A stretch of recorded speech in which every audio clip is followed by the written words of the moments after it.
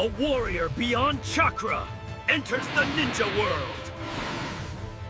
Hello everyone, welcome to What If Goku Got Teleported to Naruto World Movie.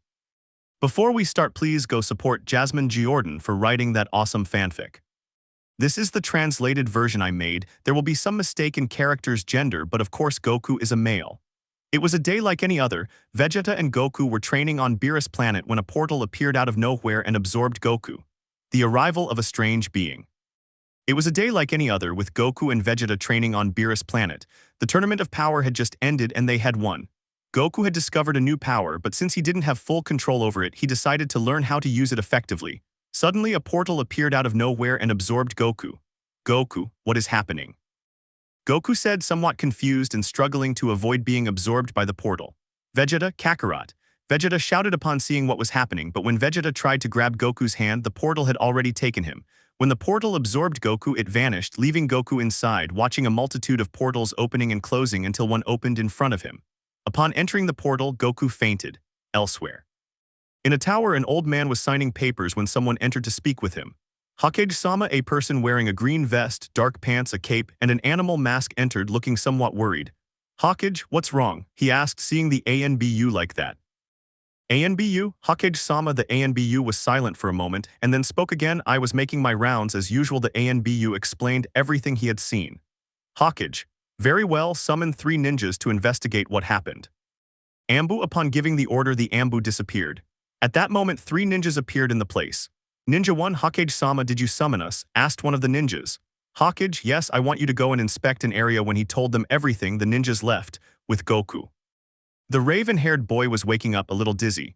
Goku, what happened to me? Where am I? He thought, looking around. Realizing he was in a forest, he got up with difficulty since he felt a little weak. When he stood up, he recovered, but then 3 ninjas appeared. Ninja 1, who are you? Asked the ninja, but seeing that it was just a child, he approached him and said, come with us. To which Goku only nodded, and they left that place until they reached the Hokage Tower. When they arrived, they knocked on the door and heard a come in, so they entered. Ninja 2, Hokage-sama, we went where you told us, but we only found this child. Hokage, what? Apparently the Hokage couldn't believe it, since what he'd been told was that a bright light had fallen from the sky, and right there, how could it be that a child was in that place? Hokage, what's your name, child? Asked the Hokage. Goku, my name is Son Goku, but you can call me Goku, said the raven-haired boy, not realizing that he was no longer an adult but a child. But when he heard the man call him Hokage, he was confused. Why child? Goku asked. Hokage, because you're a child. Looking at himself closely, he was surprised, but so as not to show it, he just smiled. Goku, sorry, I'm a little confused. Do you know where I am? He asked since he didn't know where he was. Hokage, you're in Konoha. Goku, where? Hokage, in Konoha. Seeing this, he told the ninjas to leave so he could speak alone with the boy, which the ninjas obeyed. Hokage, Goku, where are you from? Goku, well, I'm not from here, that's obvious. What I don't know is how I got here. The only thing I remember is that I was training with Vegeta and Wise, but I wanted to learn a new power I had, and then a portal appeared and absorbed me, and after that I don't remember anything else. Hokage, well then you're from somewhere else. What? Goku, yes. Hokage, well, until we figure out how to send you back, do you want to stay here and live? Goku, yes, besides, I'm sensing a lot of Kai around here. Hokage, Kai, what's that? Goku, don't you know what Kai is? Upon hearing about Kai for the first time, the Hokage just shakes his head. Goku explains what it is. Hokage, you're talking about chakra, that's what ninjas use. Goku, what's chakra? Hokage, chakra, and so the Hokage explains everything about chakra. Goku, then I have even more reason to stay. Hokage, tell me Goku, how is it that you can sense other people's energy? At that point, Goku had to tell him that he was a Saiyan and that he had fought a ton of very strong opponents to save the Earth. How he met Lord Beerus, who was also a god of destruction. How he had met several gods and what his life was like on Earth. The Hokage couldn't believe it, so he told Goku that he wanted to give him a test after he finished the Ninja Academy, since he wanted to send him to one. Obviously, Goku accepted, and the Hokage gave him a key and money so he could spend the night and buy food. After all that conversation, Goku left to go to his apartment, but on the way he bumped into someone. It was a blonde boy with blue eyes and 3 fox whiskers on his cheeks. Sorry. Goku, sorry I didn't see you either. Hey, what's your name? I haven't seen you around here. Are you a traveler? Goku, you could say that, but now I'm staying here and my name is Son Goku, but you can call me Goku, and what's your name? My name is Naruto Uzumaki, and very soon you'll be seeing the next Hokage. Goku, I see the Hokage is very important here. Naruto, of course he's important, but changing the subject, where were you? Goku, well, I was going to ask for directions so I can get something to eat since I'm starving, he said, but then his stomach growled. Naruto, what was that? Goku, it's my stomach, I haven't eaten anything since this morning. Naruto, really? He looked at him with a bead of sweat on the back of his neck, anime style. Goku, yes. Naruto, then come with me, I'll take you to eat at Ikaraku. Goku, wherever they make food, I'll follow you. When they arrived at Ikaraku, Naruto ordered his usual 2 bowls of ramen with extra pork while Goku ordered 100 bowls. The vendor and Naruto were impressed by his appetite. When they finished eating, they said goodbye and Goku went to his apartment to sleep since it was getting late and he didn't want to be late on the first day of school. The next day, Goku was asleep until he woke up very early to have breakfast. He went for a run, and when he got back he showered, got dressed, and went to school. On the way, he saw a lot of people looking at him strangely because of how he dressed or how his hair was, but he didn't pay attention and kept walking until he arrived at the academy school. When he got to his class, the teacher Uruka told him to wait there until he called him. Uruka, all right guys, we have a new student today, please come in. Upon hearing that, Goku entered. The girls stared at him as he had a very well-defined physique, while some of the boys looked at him jealously except for Naruto who already knew him and Sasuke who was watching him very closely. Goku, hi everyone, my name is Son Goku but you can call me Goku. Uruka, well Goku, you can sit wherever you want. Upon hearing that, Naruto signaled to the raven-haired boy and he went to sit next to him. The class ended normally but right after, Uruka told them to do a transformation jutsu, which Goku didn't know how to do. Since he didn't know how, he told Uruka that he couldn't do it because he didn't have chakra. So Uruka said to wait until the boys finished to see what Goku could do, but at that moment the Hokage appeared. Uruka, Hokage-sama, what a surprise to find you here. Hokage, well I just want to take Goku with me for a minute. Uruka, sure Goku, you can go with me, Hokage-sama. Goku, yes. Then Goku and the Hokage left the classroom so the Hokage could talk to Goku and give him a test to see what his strength was like. After that, Goku returned to the classroom, but not before whispering in Uruka's ear so no one would hear that the Hokage was going to have him fight people and that there was no need to give him any tests. Uruka nodded. Then they went out to the courtyard where Goku was sitting on a bench. Naruto approached him. Naruto. Hey Goku, Goku, hey Naruto, Naruto, do you want to go somewhere after the academy? Goku, sure, but where exactly? Naruto, well I was thinking of going to Ikaraku. Goku, then I'll go, with.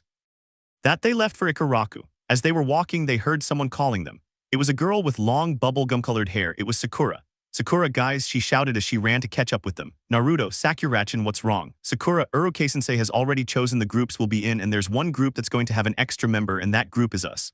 Goku, and who's the other member? Sakura, the members of our group are Naruto, Goku, Sasuke, and me. Naruto, I just happened to be on the same team as Sasuke, Naruto thought while Sakura was happy.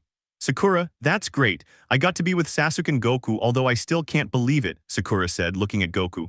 Well guys, I have to find Sasuke to tell him what group he's in.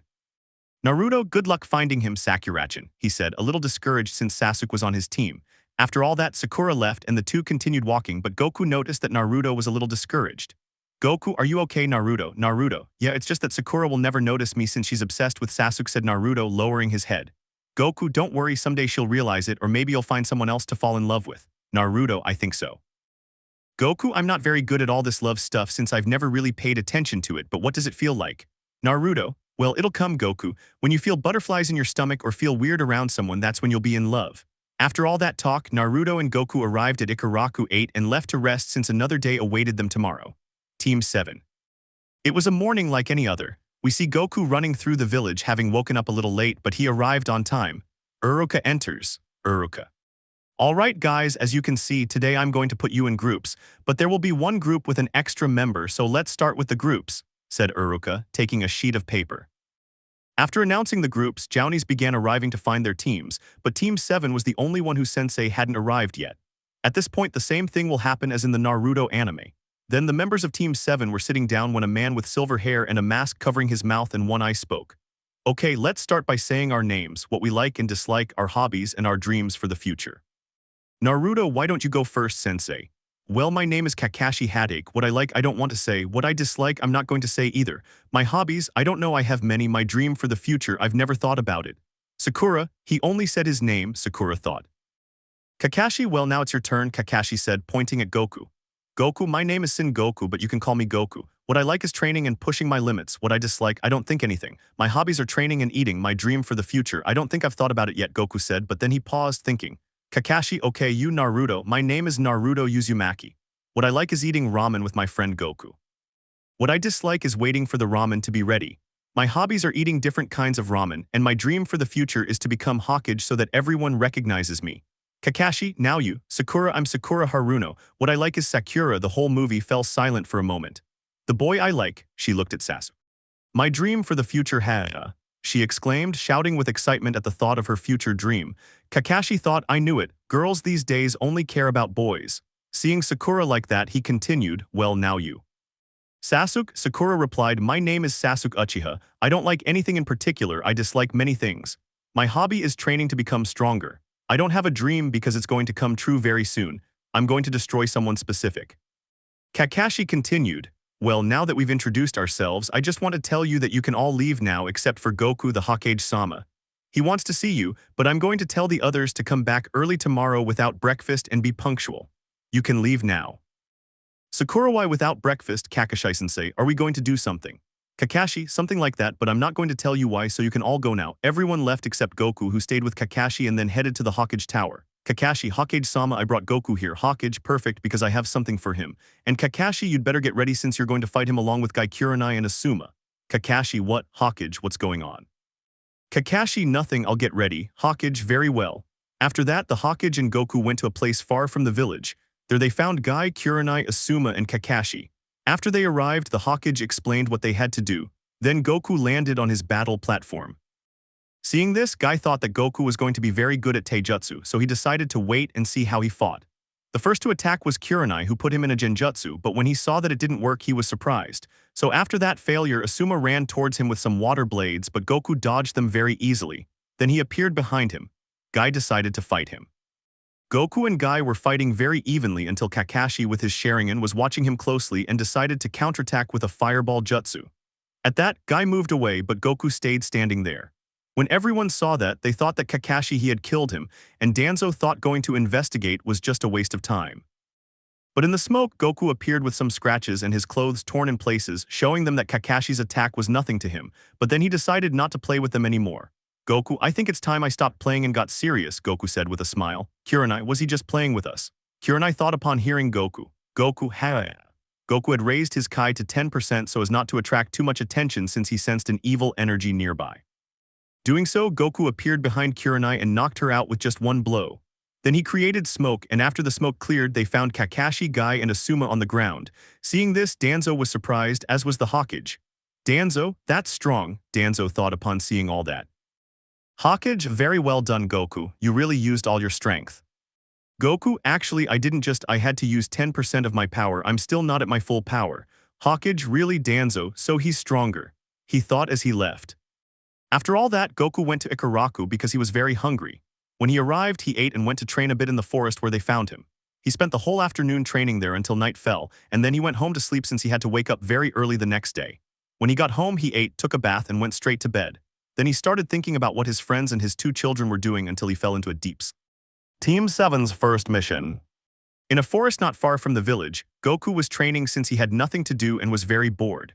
After a while, an ANBU came to tell Goku that the Hokage had summoned him to tell him something important. After saying this, the ANBU left Goku alone until he flew off, but upon arriving, he landed at the village entrance so that no one would see him fly. Then he walked to the Hokage Tower to see why the Hokage had summoned him. I forgot to mention the Hokage's name, which is Sarutobi. Upon arriving, he ran into Sakura, Naruto, Sasuke, and Kakashi, who were about to enter when they saw Goku. Naruto, hey Goku. Goku, hey Naruto, Sakura, Sasuke, and Kakashi, what are you doing here? Kakashi, Hokage-sama summoned us because he wants to ask us something important. Sakura, and what is it, sensei? Kakashi, we'll know when he tells us. Hokage, please come in. Upon hearing that, Team 7 entered. After everyone else had gone in, the Hokage told them the important thing he had to say. Hokage, Team 7, I want you to do a crank mission, which is to escort a very important builder who wants to be taken alive to his home so he can build his bridge. As he said that, a man with a somewhat disheveled appearance entered, carrying a bottle containing alcohol. Don't tell me they're going to protect me. Just look at that idiot kid who's so short, and that one with the innocent face, or that girl whose hair looks like bubblegum, or that boy who clearly doesn't care about anything. Naruto, hey, who's that idiot kid, shorty? Ha. When Naruto saw that everyone was standing next to him, he realized who was talking. Naruto, I'm going to teach you to respect me, you damn old alcoholic. After saying that, Kakashi grabbed Naruto by the collar of his jacket so he wouldn't hit the man. Kakashi, calm down, Naruto. We can't hurt our customers, so calm down. Naruto, okay. When Naruto calmed down, Kakashi let go of him and then spoke. Kakashi, and what's your name, sir? My name is Tazuna. nice to meet you. Kakashi, the pleasure is all mine, but if we want to get there quickly, we'd better leave now. Tazuna, okay then let's go. After a while, they all met at the village gates and then began their journey. The arrival of someone unexpected. I want to tell you that I'm going to change some things that aren't in the original anime. As soon as they started their journey, Marito was talking to Goku about nonsense. Sakura was busy looking at Sasuke, and Tazuna was just wondering if these kids were capable of getting him safely home. The road was going to be long, so they went calmly and very attentive in case they were ambushed by a thief. After walking a long way, night fell, so they made camp to rest a bit. Although everyone had a job to help with, Goku had to bring firewood, Sakura had to look for food, and Naruto and Sasuke stayed to set things up so they could sleep. After all that, they had a fire and food, but old Tazuna just looked at Goku curiously until Kakashi noticed and broke the silence. Kakashi, and Mr. Tazuna, what about your village? Tazuna, well, my village is in poverty because Gato is Tazuna trailed off staring at the ground. Goku, if you don't want to tell us, that's fine, Mr. Tazuna. We won't force you to talk about something you don't want to. Tazuna, thank you, kid. You're welcome. Tazuna, by the way, what's your name? Goku, my name is Son Goku, but I like to be called Goku. Tazuna, and who asked you for that name? Goku, my grandfather named me after himself. Remembering his grandfather, Goku looked down, feeling sad because he was no longer with him. Tazuna, he must play with you a lot when your parents take you to see him. Goku, no, my grandfather died when I was little and I never met my parents, so I always lived with my grandfather until he died. Tazuna, I'm so sorry, Goku. Goku, it doesn't matter. Anyway, I treated him like my grandfather because he found me when I was a baby, so I owed him my life. Tazuna, he was important to you, wasn't he? Goku, excuse me for a moment. Tazuna, if Naruto, it's the same as me. Goku never knew his parents, Naruto thought as he listened to everything Goku said. Kakashi, Naruto and Goku share the same feeling of not having parents, Kakashi thought, since both boys hadn't known their parents since they were babies. Then Goku got up and went deeper into the forest. He didn't go far as he had found a very nice clearing to train in. Naruto, thinking that Goku was sad and perhaps crying over his grandfather's death, got up to look for him, but when he found him, he was watching him train. This surprised him a little because he thought he was crying, but he wasn't. So he turned around to leave, but he heard Goku saying, "Come on, Goku, you must get stronger. You have to think about something else. You must be strong and not cry. Don't show weakness." After hearing this, Naruto smiled, since he had said those same words to himself before. After a while, Goku went to sleep since they had to wake up early to continue their journey. The next morning, Goku was the first to wake up, as he was a little energetic after the training he had the night before. But since he was a little bored and everyone was still asleep, he flew off to find food for breakfast. After a while, he arrived and everyone was already awake, so they ate breakfast and left to continue their journey. As they walked, it was sunny, but Goku and Kakashi saw a puddle of water. They both thought, a puddle of water on a day like this. Goku looked at Kakashi to see what he was doing, but Kakashi didn't say anything. So Goku just got on guard, sensing that something was wrong. Then two people came out of the puddle and attacked Kakashi. They went after Sakura, but Sasuke protected her while the other one went after Naruto, who had frozen in place. Just as they were about to hurt Naruto, Goku intervened, punching one of them and then the other, knocking them both unconscious. After all that, Tazuna, Naruto, Sakura, and Sasuke looked around to see where Kakashi had been killed, but they were surprised except for Goku, who already knew. Finally, Kakashi came out of hiding. Sakura said, "Kakashi-sensei, how could you scare us like that? Didn't you see we were worried?" Kakashi, I'm sorry, I just wanted to see how you guys would handle a situation like this, but I didn't think Naruto would just stand there and do nothing. Naruto, yeah, sorry, but it won't happen again, I promise. Sakura, Naruto, your hand. Naruto's hand was injured by one of the attacker's weapons. Goku, it's all my fault. If I hadn't gotten there in time, Naruto wouldn't have. He didn't finish his sentence because Naruto interrupted him. Naruto, it wasn't your fault, Goku. It was my fault for not defending myself, so don't blame yourself for a mistake I made. Goku, but Naruto, but nothing. After saying that, Naruto plunged one of his kunai into his hand since the weapon was poisoned and he had to pull it out quickly.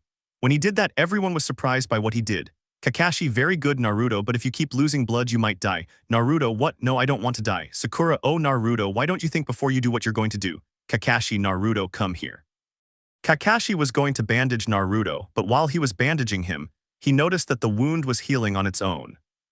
This made him think that the nine-tailed fox's chakra was healing it, but since they couldn't waste any more time, they continued their journey.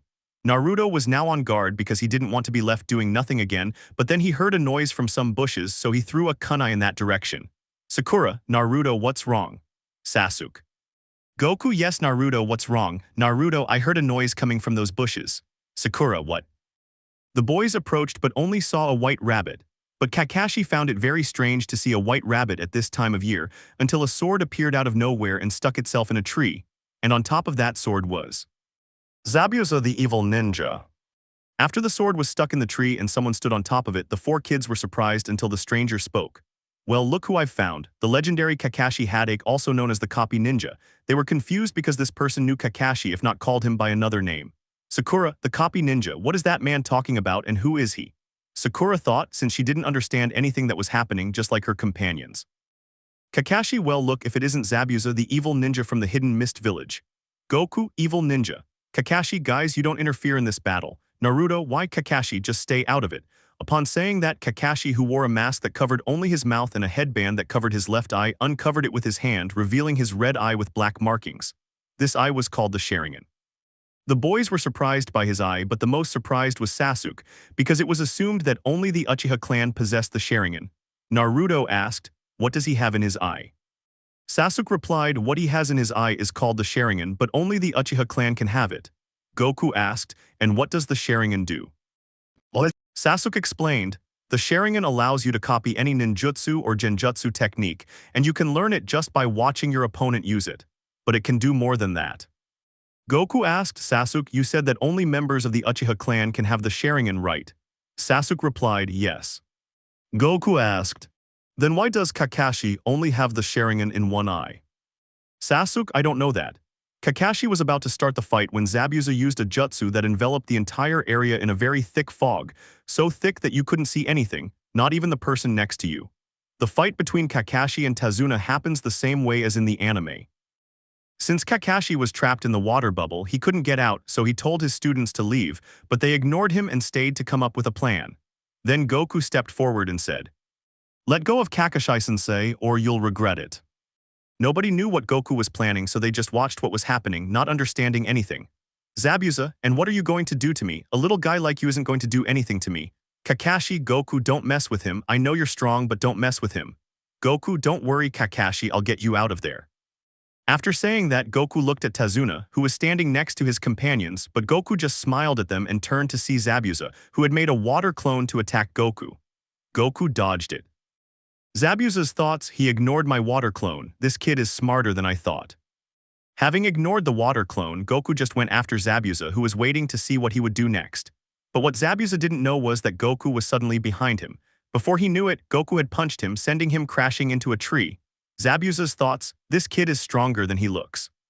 Goku, don't mess with Kakashi-sensei. Zabuza, shut up, kid. Goku, by the way, did I hurt you? Zabuza, hahaha, did your parents teach you any manners, kid? Goku, I don't have parents. Zabuza's thoughts, I do. If I play with their feelings a little, maybe they'll let their guard down. Zabuza, kid, I know why you don't have parents. Goku, why? Zabuza, because they didn't love you, and I'm sure your grandfather doesn't love you either. Goku, my grandfather is dead. Zabuza, I'm sure he died because he couldn't stand you anymore. Goku, you're wrong. My grandfather loved me. Zabuza, of course he didn't love you. I'm sure he lied to make you believe that, kid. Goku. Zabuza, just as I thought, he didn't. He couldn't finish the word because Goku looked at him with a face that was downright frightening. Zabuza, hey kid, are you okay? Goku, you never talk about my grandfather, you hear me? Goku was already angry. Hearing all those things Zabuza said about his grandfather made him so angry that he couldn't control himself. Goku, Zabuza's thoughts, but where does this kid get so much power? What? Goku was so angry he was about to transform into a Super Saiyan to kill Zabuza. Then the ground began to tremble, the water of the lake where they were started to move, and there were very strong gusts of wind until a blinding light surrounded Goku, forcing everyone there to cover their eyes. Then they saw Goku, who had changed a lot. His hair was standing on end, but instead of being black, it was yellow. His eyes, which had been black, turned light blue. Everyone was impressed until Goku appeared so fast it seemed he had vanished, but he reappeared in front of Zabuza to deliver a punch to his face. Kakashi's thoughts, his speed and strength increased so quickly. What's with this change Goku made? What? After that blow, Goku appeared behind Zabuza to land another punch that sent him crashing into several trees. But just as he was about to deliver his final blow, someone intervened, killing Zabuza, or at least that's what he wanted them to believe. Goku transformed back, but he was so exhausted that he started to stagger until he fainted. Then Kakashi appeared in front of Goku and put him on his back. Sakura, what happened to Goku? Kakashi, I think he's just exhausted. Sasuke's thoughts, but what did Goku do? That power is immense. Tazuna, don't worry about your friend. We're almost at my home. We can let him rest there. Kakashi, yes. After walking, they reached a sea where a boat was waiting to take them across the water to the island where Mr. Tazuna lived. When they arrived, they went straight to Tazuna's house where his daughter and grandson were waiting. Upon arriving, they put Goku on a bed so he could rest and regain his strength while they talked about what happened. Kakashi, guys, I have something to tell you about Zabuza. Everyone, what? Kakashi, Zabuza might still be alive. Tazuna, but how? Naruto, yeah, how? Kakashi-sensei. Kakashi, well, you saw the ANBU, right? Sakura, yes. Kakashi, well, actually, she wasn't an ANBU, but an imposter. Sakura, but how can she be an imposter if she had the hidden Mist Village uniform? Sasuke, I bet she stole it from an ANBU. Kakashi, that's correct, Sasuke. Sasuke, besides, why would I have to take it if I begged to do it right then and there? Elsewhere, are you alright, Zabuza? Zabuza lives. Are you alright, sir? Zabuza, yes, but next time don't do it so hard, Haku. Haku, yes, sir, at Tazuna's house. Goku had already woken up. He had also been told about Zabuza and the stranger who had taken him. Upon hearing this, Goku became very furious, but he calmed down. Then Tazuna's daughter entered with food for the ninjas to eat. Tazuna's daughter, here you go, you must be hungry after your long journey. Naruto, yes, but ma'am, I think you'll have to make more food since Goku eats a lot. Sakura, what are you talking about, Naruto? Naruto, you'll see. They sat down to eat, but after a while, Sakura was surprised by how Goku was eating. It seemed like he hadn't eaten in weeks. Naruto, now you know what I meant. Sakura, yes, although I see him and I can't believe it. Naruto, well, believe it because the first time I invited him to eat ramen, he ate just like he's doing now. Sakura, well, he certainly has an appetite. After they finished eating, Kakashi took them to the forest near Mr. Tazuna's house. In a clearing in the forest, Kakashi was going to teach them something they didn't yet know. Kakashi, okay, kids, I'm going to teach you what chakra control is. Sakura, but Kakashi-sensei, we already know that. They taught it to us at the academy. Kakashi, yes, but what they didn't teach you was how to climb a tree. But before he finished saying the word, Naruto interrupted him. Naruto, but Kakashi-sensei, that's very easy. Anyone can climb a tree. Kakashi, yes, anyone can climb a tree, but not everyone can climb just with the help of your feet or what? Sakura, with the help of our feet. Kakashi, yes, Sakura, with the help of your feet. You just have to concentrate chakra in your feet and then place the ball on the tree and walk to the top. Everyone was impressed since Kakashi was climbing the tree, but more than climbing, it seemed like he was walking until he reached a branch and positioned himself on top of it to look at his students. Kakashi, okay, you're going to do this. You're going to concentrate the necessary chakra to be able to climb because if it's not enough chakra, you'll fall. If it's too much, you'll break the tree. Understood? Everyone, yes. Kakashi, by the way, take these kun. Saying that, he threw the kunai to the kids to catch. Goku, what are the kunai for? Kakashi, the kunai are for you to mark how far you've climbed, so you have to mark them on the tree, okay? Goku, okay, I think I can do it. Kakashi, alright, you can start now. The four ninjas tried to climb the tree with their feet, but it was very difficult until Sakura finally succeeded. She reached a high branch of the tree. Naruto, very good, Sakurachin, you did it. You're very good at this. Sakura, thanks, Naruto. Sakura glanced at Sasuke, who was looking at her with a slightly angry expression since Sasuke didn't want to lose. But Sakura, noticing this, became discouraged because she wanted to impress Sasuke, but it was quite the opposite. Then Sakura climbed down from the tree branch to sit on the grass. She was lost in thought until Naruto went to ask her how he could do it. Sakura just told him how to do it until Naruto left. Goku, on the other hand, couldn't do it since he didn't use chakra but Kai, so he decided to call Kakashi to talk to him. Seeing this, Kakashi climbed down from the tree to talk to him. Kakashi, what's wrong, Goku? Can't you do it? Goku, that's not it, Kakashi-sensei, it's just that I can't. Kakashi, and why can't you? Goku, because I don't have the energy. You guys have said. A slightly discouraged Goku since he couldn't cheat like flying. Kakashi, then what can you do, Goku? Goku, are you sure you want to see what I can do? Kakashi, yes, why not? Goku, fine, but don't faint. Kakashi, fine, I won't. Goku took a few steps back and began to levitate a little, then started to go a little higher. Kakashi was surprised. Sakura, who was watching, was also surprised because it was the first time she had seen someone fly. In fact, no one could fly. Then Naruto and Sasuke saw it and were speechless until Goku spoke. Goku, you want to see my power? Kakashi simply nodded, so Goku went down to the ground and began to power up, transforming into a Super Saiyan. The others were even more surprised because Goku could do that transformation again. Goku, this is Super Saiyan. He powered up even more to transform into Super Saiyan 2. The difference between a normal Saiyan and Super Saiyan 2 was that his hair grew a little longer and was a more yellow color, and his eyes were emerald green. Then came Super Saiyan 3, a transformation in which his hair grew all the way down to his legs. Goku, the other transformation is Super Saiyan 2 and now I'm in Super Saiyan 3, but I have another transformation which is God form. Kakashi, God form. Goku, yes, but you'd better hold on to something. Everyone, yes. After saying that, everyone grabbed onto a tree. Goku, Goku concentrated so much energy that in a moment the place was filled with a blinding light that everyone had to close their eyes. When they opened them, they saw Goku with pink hair and eyes of the same color. He also had a very strong celestial aura. Kakashi, that's all your power, isn't it? Goku, no, I have 2 more transformations, but I'm only going to show you one. Kakashi, why only one? Goku, because I don't control the other one very well since it sent me to this dimension. Naruto, what dimension? Goku, I'll tell you later, but do you want to see the other transformation? Sakura, yes please. Goku, okay, but hold on tighter. Everyone held on tighter until Goku shouted again. After the shout, Goku's hair changed color again. It was no longer pink but blue, as were his eyes, which were also blue but lighter. Goku, this is Super Saiyan Blue, and the other transformation is called Super Instinct, which is very difficult for the gods of destruction to reach. Naruto, but if you reach that state, why is it difficult for those gods to reach it? Goku, I don't know either. Kakashi, Goku, you said earlier that you came to this universe because of that transformation. Did you mean? Goku, well actually I'm not from here, I came from another universe. After Goku explained everything that happened and told them his whole life story, they went to rest. Goku, how do you get so much strength? After a day of training and Goku showing them his transformations, they went to eat. When they arrived at Tazuna's house, they all sat down to eat since they were a little tired. Naruto, I want to train again. Goku, that's true, I do want to train to become even stronger. Inari, shut your mouths already, why don't you leave? You won't be able to help us, you'll only get yourselves killed. Naruto, why don't you shut your mouth instead? Inari, no, you shut up. Besides, why are you training if you can't defeat Gato? Why don't you leave before you die? Goku, you don't know anything about the future, you don't know if we're going to die or not, you don't decide our future. Inari, I know you're going to die because you're just weak. Goku, shut up, all you know is how to run away, what do you know about me? I'll be the strongest man of all, so you'd better shut your mouth. Inari, at least you have your dad, I don't because they killed him, what do you know about pain? After saying that, Inari just left crying and Goku went to train while Kakashi went to talk to Inari. Kakashi, can I sit down? Not hearing anything, he just sat next to the little boy who was crying. Kakashi, look, Naruto and Goku told you that because they grew up without the love of their parents. In fact, they never even knew them. But Goku lived with his grandfather until he died, and throughout his childhood he lived alone without anyone's help. He had to figure things out on his own to survive. Inari, really? Kakashi, yes, but let me tell you something, I never saw Naruto or Goku cry. They kept going even though their lives were very hard. Goku was taken away after all the family he had created and was left alone again, but he met us and always shows us a smile.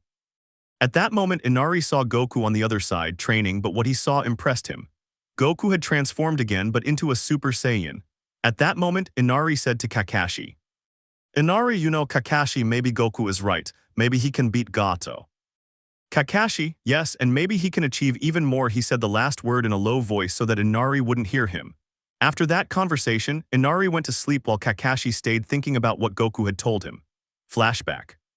Goku, listen carefully, I'm not from this universe. I come from somewhere else, and before I went to planet Earth where my grandfather lived, I was on another planet where a lot of people like me lived, but they had tails. Naruto, and why don't you Goku? Goku, that's very easy. I had to cut off my tail because it made my powers go out of control. Anyway, I come from a race called Saiyans who were dedicated to enslaving or destroying planets. Those who were weak like me were sent to another planet, but those who were strong stayed to become warriors. Sakura, how horrible to be taken from your family and not live with them. Goku, well Sakura, I must tell you that for Saiyans it's normal to do that, but since I was weak they sent me to Earth to enslave it. However, the ship I was on crashed into something that made me lose my memory. Then my grandfather found me and adopted me. He taught me a lot of things like how to survive anywhere, but he didn't let me drink water or eat for 3 weeks. Since I couldn't resist, I just closed my eyes to think about something other than hunger, and that's how I survived the 3 weeks without water or food. That helped me avoid being hypnotized, or as you call it, genjutsu. And well, one of the reasons I cut off my monkey tail is... Naruto had a weak point, and what was it? Goku, hee, when they touched my tail or squeezed it, I'd get weak for a few moments. End of flashback. Kakashi's thoughts.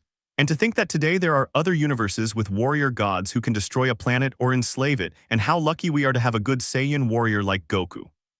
After that, Kakashi also went to sleep, but not before watching Goku train. With Goku, Goku's thoughts, it's not enough for me, I must continue training to become stronger and be able to control Super Instinct. Goku was ready to push his limits, but he stopped when he noticed a presence watching him. It was Naruto. Goku, Naruto, can you come out of your hiding place? Goku glanced at Naruto and gave him a warm smile. Naruto, sorry if I interrupted your training. Goku, it doesn't matter, this is just the warm-up. Naruto, what? Goku, if this is just the warm-up, I'm not going to start my training yet, hee. Goku said to Naruto with a hand on the back of his neck, making Naruto admire him even more for being so strong and powerful. Goku, and what brings you here, Naruto? Are you going to train too? Naruto, well, I just wanted to ask you. Goku, ask me what? Naruto just took a breath and spoke. Naruto, I want you to teach me how to be like you, I want to be like you. Goku Naruto, I can teach you how to be strong, but not how to be like me because you are unique and you don't have to change just because you admire someone, Naruto, so you're going to train me. Goku, of course, why not? It'll be fun. Upon hearing that, Naruto jumped for joy because he was going to become stronger. Goku, well, your training will begin when you learn to climb the tree like Kakashi-sensei said. Naruto, I will, Goku, really. After that, Naruto left to try to climb the tree as Kakashi had told him. After a while of trying, he still hadn't managed it, but Naruto didn't give up. Goku, Naruto, come on, it's getting late. Naruto, no, not yet, I'll make it. I'll become Hokage and I'll be the strongest Hokage ever. Goku, okay, but don't stay too late. Naruto, yeah, I won't stay too late, I promise. Goku, okay, bye and take care. Naruto, yeah, Goku, bye. After that, Naruto stayed behind to continue training while Goku went to sleep. While Naruto was trying to sleep, he fell and stayed on the ground. Naruto's thoughts, Goku, where do you get so much strength from, hee. Cat appears. The next morning, Goku was training while the others slept, but he stopped because he remembered that Naruto had stayed in the forest training yesterday as well. Goku thought, Naruto must have stayed up very late even though I didn't hear him come in.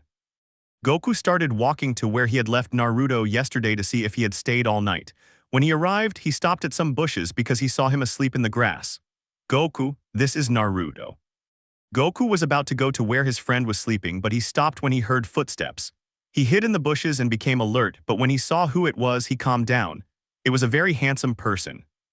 When he saw that he was approaching Naruto, he just came out of his hiding place, pretending that he was looking for Naruto. Goku, Naruto, nah, hello, have you seen my partner? No, but I found this little one sleeping. Could it be him? Goku, yes, it's him. Excuse me, what's your name? My name is Kajaku, and you? Goku, my name is Son Goku, but I like to be called Goku. Kajaku, hello Goku, and what are you doing here? Kajaku, I came to look for medicinal herbs. It's for someone who's a little injured. Goku, if you want, I can help you. Kajaku, sure, Naruto. Upon hearing that, Goku realized that Naruto was already waking up and was ready to hit him on the head since he had told him not to stay up too late. Naruto, damn, I stayed up really late. I hope Goku doesn't find out. Goku, too late, saying that Goku hit him on the head. Goku, what did I tell you yesterday, Naruto, not to stay up too late? Naruto, I'm sorry, Goku, it won't happen again, I promise. Kajaku, hahaha, you two are like brothers, haha. Goku, why do you say that? Kajaku, because you take care of him like a brother, you're like his older brother. Goku, hehe, I think you're right. Naruto, hahaha, yeah, you worry about me like you're my older brother, Goku. Goku, well, you're right about that. I just don't want you to get sick or overexert yourself, Naruto. Naruto, fine, I won't. Goku, well, Kajaku, do you want us to help you? Naruto, help with what? Goku, to find medicinal herbs for someone. Kajaku, yes, that would be a big help. Naruto, well, what are you waiting for? Let's start looking. After searching for the herbs, Kajaku had to leave. Kajaku, well, I'm leaving now, and by the way, I'm a man. Goku and Naruto, what? Goku and Naruto stared witty-eyed as Kajaku walked away. Just then Sasuke appeared, having been looking for them. Sasuke, here you are, Kakashi-sensei, I was looking for you. Naruto, how can it be? Goku, such a beautiful person is a man. Sasuke, what are you talking about? Let's go. Goku, Sasuke, when did you appear? Naruto, yeah, when? Sasuke, I arrived after you two were wide awake like a few minutes ago. Goku, well, Naruto, aren't you hungry? Why am I Naruto? Actually, I'm hungry too. When they got home, everyone sat down to eat. Naruto and Goku were eating a lot, but Naruto only ate 3 plates while Goku ate 10. Then they went to the forest where they had been training yesterday afternoon. Naruto and Sasuke were almost there while Goku was training with Sakura on kunai since Goku wasn't very good at it. They trained all day until night fell. Goku, Kakashi, and Sakura went home to eat while Naruto and Sasuke stayed behind training. After a while, the food was ready. Naruto came in arm with Sasuke since they were both exhausted from training. The two were having a competition to see who could eat more, but by the 5th plate, they were both vomiting. Then they saw Goku, who was already eating more than 50 plates after dinner. Everyone went to sleep. Goku was the first to wake up. Then everyone was having breakfast. Goku, Sakura, and Tazuna went to town to buy something. Seeing that the shops were in a terrible state, Goku became furious at what Tazuna was doing to them.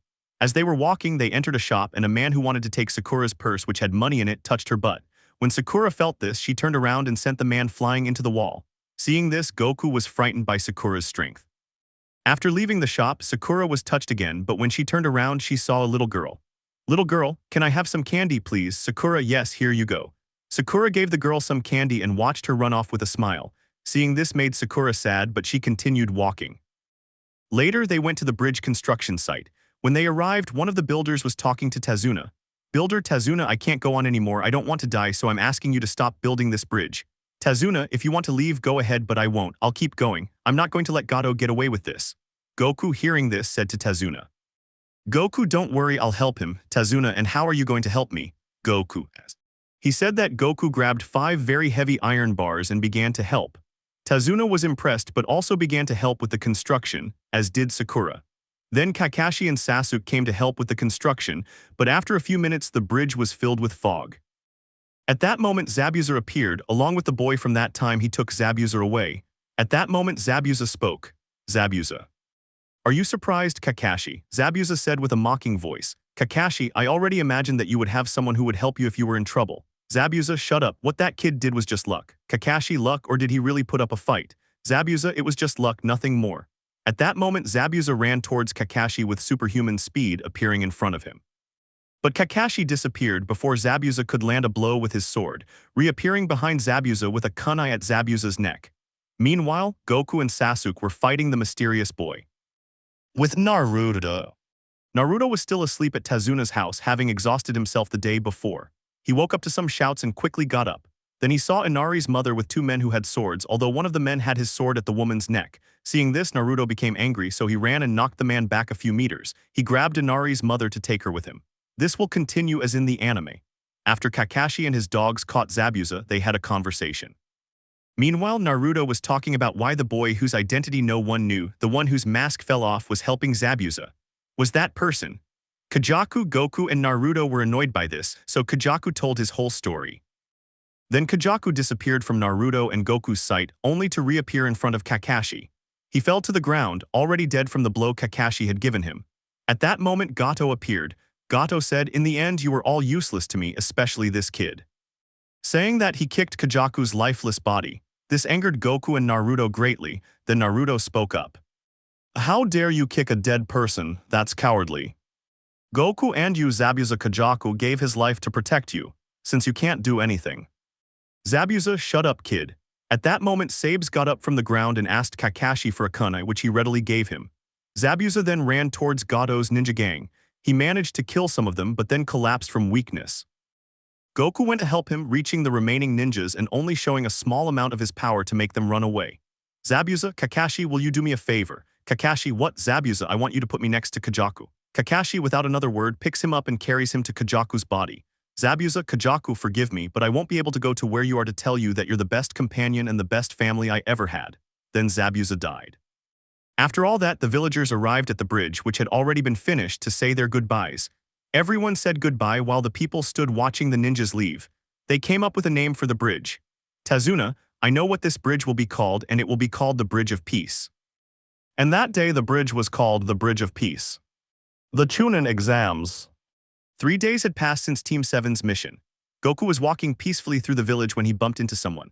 Person, sorry Goku, it's okay, I'm fine. Are you? Person, I'm fine. After getting up, Goku saw that it was a small boy who probably went to the academy. Goku, kid, what's your name? Person, my name is Kanajamaru. And you? Goku, my name is Son Goku, but I like to be called Goku. Kanajamaru, hi Goku. Goku, why were you running? Kanajamaru, I'm playing ninja with Naruto. Goku, playing ninja with Naruto. Naruto, there you are. Kanajamaru. Goku, hi Naruto. Naruto, Goku, what are you doing? Goku, nothing. And you? Naruto, nothing important. Goku, but weren't you playing ninja? Kanajamaru, you know each other. Goku, yes, we're teammates and friends. Sakura, hi guys. Naruto / Goku, hi Sakura. Kanajamaru, what's with that forehead? Sakura, what did you say to me? Sakura was so angry that a vein throbbed like an anime. Then Kanajamaru ran off, but Sakura chased after him. Kanajamaru bumped into someone. Kanajamaru, ouch, be more careful, kid. Just then Goku, Naruto, and Sakura arrived after Kanajamaru, but they saw that a hooded figure with painted face was holding onto his clothes. Goku, annoyed, said, "Hey, leave him alone, or what? Goku, if not, I'll have to defeat you to save him." Hahaha, don't make me laugh. Then a girl with blonde hair came with 4 friends on each side and a giant fan. "Leave him alone, Kankuro. Kankuro, but Temari, he bumped into me." Kanajamaru, it was an accident. Kankuro, shut up, brat. At that moment, Goku went to Kankuro and punched him, making him fall back 10 meters so Temari could catch him, but she had to use a lot of strength not to be dragged along too. Then Goku grabbed Kanajamaru, who was in the air because he had been thrown into the air, caught him and put him on the ground. Temari, hey, what's your name? Goku, my name is Son Goku, but call me Goku. Temari, okay, Goku. Kankuro, I'll kill you. But then another person appeared. This person had red hair and a pumpkin on their back. Their eyes were emerald green with black eyelids. Enough, Kankuro, but Gaara. The boy named Gaara stared at him. He didn't need to speak for Kankuro to understand what he was thinking, so he remained silent. Gaara climbed down the tree to join his 2 companions, who were also his 2 brothers.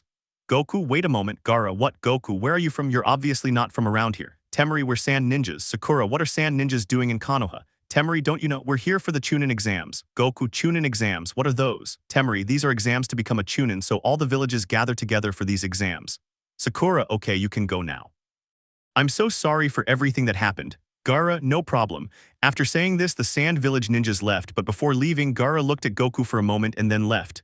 Goku, are we going to take those exams too? Sakura, I think so. Naruto, then let's ask Kakashi-sensei, but first let's find Sasuke to warn him. Goku, that won't be necessary. Sakura, why do you say that, Goku? Goku, he already heard everything, didn't he, Sasuke? Goku looked again at the tree where Gaara was hiding. Sasuke came out of it. Sasuke. Yeah, Naruto, well then, what are we waiting for? Let's go. Sasuke's thoughts. How did he know I was hiding there? While they were walking towards the academy, at the entrance they found Kakashi. Kakashi, hello guys, Naruto. Kakashi, why didn't you ever tell us about the Chunin exams? Kakashi, because if I told you all, you'd all be nervous. Goku, and when were you going to tell us? Kakashi, I was going to tell you yesterday, but I forgot. But oh well, that doesn't matter anymore. You need to go to this place. It's classroom number 3, okay? Everyone, okay. After that, they left, leaving Kakashi behind. But on the way, they saw a boy and a girl being beaten up by 2 boys who were blocking a door. Ouch. This angered Naruto, who went to help the 2 people lying on the ground. One of the 2 boys blocking the way was about to hit Naruto, who was helping the 2 ninjas up, but Goku instinctively grabbed his arm. Goku, you dare hit weak kids, and I swear I'll break your whole body.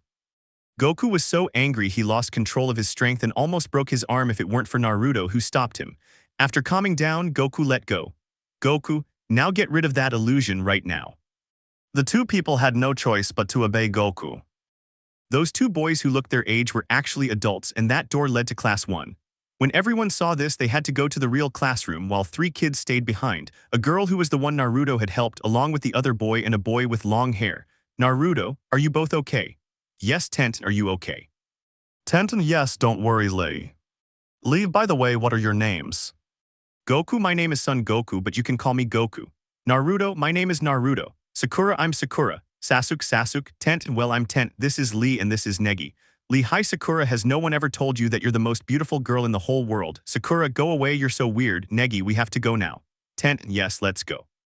After that, Team 7 entered Class 3 and saw a lot of people from different villages, but some of them were familiar. Kiba, hey guys, Goku, hi, Ino, hi, are you guys here too? Sakura, yes, are you surprised? Ino, of course not. Just then a boy with glasses appeared. Hello, Goku, hello, who are you? My name is Kabuto. Naruto, hi Kabuto. Kabuto, this place is really crowded. Goku, yes, too crowded, and I'm sure there are some strong people here. Kabuto, you're right about that. Sakura, and how do you know? Kabuto, because I have information about them. Goku, really? Kabuto, yes, thanks to this. From a pocket he takes out some cards that look like small pieces of paper. Goku, and what are those? Kabuto, these are cards that, if you tell them the name of any ninja here, will tell you all their information. Goku, so if I tell you the name of Gaara. Kabuto, okay, let's see the information. Well, it doesn't say much, only that he's a ninja from the Sand Village and has 2 brothers, that's all. Naruto, just that. Kabuto, yes, there isn't much information about him. Let's see about you, Goku. Goku, they're not going to find anything about me, but oh well. Kiba, why don't you say? Kabuto, that's right, there's nothing about him. It's like you don't exist, Goku. Goku, well, that's very easy to explain, but I won't because I don't want anyone to know my past. Kabuto's thoughts, that's strange, why wouldn't he want us to know his past? Goku, well, let's begin this test. You can pass the exam. The Chunin exams had already begun when 11 ninjas appeared at the front. One of them had a scar on his face. Listen up, you little brats, he said, because I won't repeat myself. My name is Ibiki Morino, and I'll be administering your first Chunin exam. Ibiki added one more thing, look at these ninjas with me. They'll be watching you in case any of you brats start cheating. The 10 ninjas who were going to watch them sat on either side of the exam, and the exam began. Naruto and Goku didn't know what they had to do, so they just stared at everyone to make sure they were all taking the exam. Then they looked at each other and then back down at their exam, which they didn't understand. They only wrote their names, nothing else. Then the ninjas watching them started eliminating people. Hours passed and the last question arrived. Ibiki said, well, I forgot to tell you one more thing. There's one last question for this exam. Those who can't answer this question just leave with your team. It's up to you. Si retureis o no any so much as personas si retur en haste quedar my pocos piro Sakura staba por levantar la mano piro Naruto levanto primero la man. Naruto y es difícil esa pregunta. Ibiki solo para los que no la saben. Naruto entonces digala. Luego que Naruto dijo hizo dio la pregunta y Naruto la contesto bien además todos los que si habían cuidado, En el examen aprobaron para después salir triunfantes hasta que tuvieron que ir al segundo examen, que era en el bosque de la muerte se encontraba una mujer que estaba esperando a los chicos que venían al examen. Hola todos mi nombre es Anko y voy a ser su supervisor de Kyoto. Todos, sí. Anko, well, this exam consists of finding scrolls of water, earth, and air elements. You can also steal scrolls from other teams. You also have to sign some papers stating that you are responsible for anything that happens to you. After saying that, everyone signed the papers and the exam began. Group 7 was walking with a water element scroll since each team was given one. The other two teams had to find theirs. Sasuke, listen guys, we need a plan to know who we are and so we don't get tricked with some transformation jutsu. So let's see what we can say to reveal who we are. After thinking about that word for a while, Sasuke came up with one. Sasuke, I've got it. The word will be this. A ninja must always be stealthy to win. Since I didn't remember that word, I made it up. So are you all in agreement? Goku sounds good to me. Sakura. Yeah, that's a great idea. Naruto, good. Sasuke, Naruto, do you remember the word? Naruto, of course I do. Why wouldn't I remember it? Sasuke, then say it. Naruto, well, the word is, but before he could say anything, Naruto was pushed into a bush. After a while of fighting, come on, Naruto. Sakura, Naruto, don't scare us. Sasuke, wait, Naruto, the word. Naruto, very easy. A ninja always has to be stealthy to win. Upon hearing that, Sasuke punched Naruto, sending him flying into a tree. Sakura, what's wrong with you, Sasuke? Naruto said the word he was supposed to say. Sasuke, that's why Naruto said it correctly, but knowing Naruto, he wouldn't have remembered it since he would have forgotten it. Goku, well, you're right about that. Sasuke, now we have to find Naruto, so they started looking for Naruto since he didn't appear, then they found him tied to a tree. Goku, Naruto. Naruto, guys, it's great to see you. Sasuke, Naruto, what's the word? Naruto, the word is Sakura, it's Naruto, let's untie him. After untying Naruto, they began searching for the two scrolls they needed.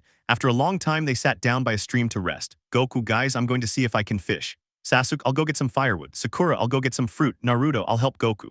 Goku took off his gi so he could go into the water, but Sakura, who was there, saw him with wide eyes and a red face, but she ran away so Goku wouldn't notice.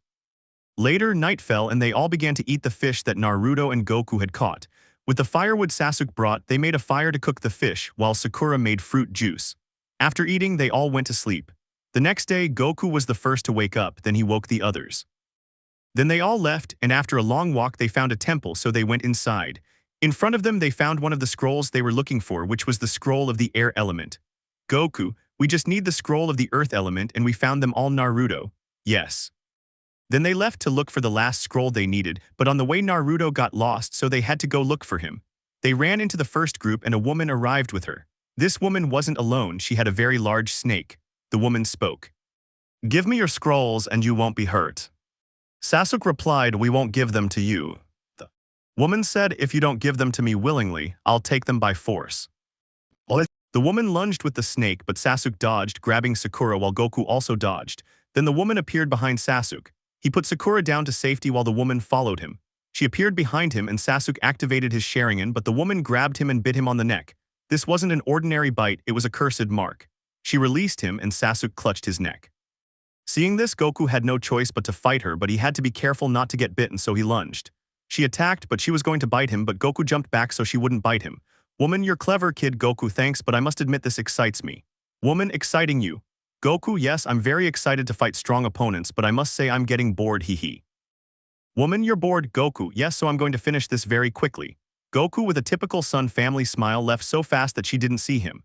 Goku then appeared behind her and hit her, then used his teleportation to appear in front of her, which surprised her. Goku left her badly injured, so he had to leave, but Sasuke was on the ground suffering since he couldn't stand that pain. When Goku approached Sasuke, he fainted. Goku had no choice but to pick him up from the ground and put him on his shoulders. That's when Naruto arrived, a little injured and also with the curse mark. Goku, Naruto, did you also run into that woman? Naruto, yes. Sakura, are you guys okay? Naruto, where were you and what happened to you? Are you hurt? It's Naruto now. Naruto couldn't finish the word because he fainted, but instead of falling to the ground, he fell on Goku's back. Goku, let's go. Sakura, Naruto and Sasuke need to be somewhere safe. We can't stay here since we have nowhere to hide. Sakura, yes, let's go. After walking for a while, Goku and Sakura found a large tree with a hole in the middle of its trunk. Sakura, it's the perfect place to put you two, isn't it, Goku? Goku, yes, it's perfect. They reached the tree and settled down to rest. It was getting dark, so they made a campfire and talked a lot until they fell asleep. You can do it, Naruto, don't give up.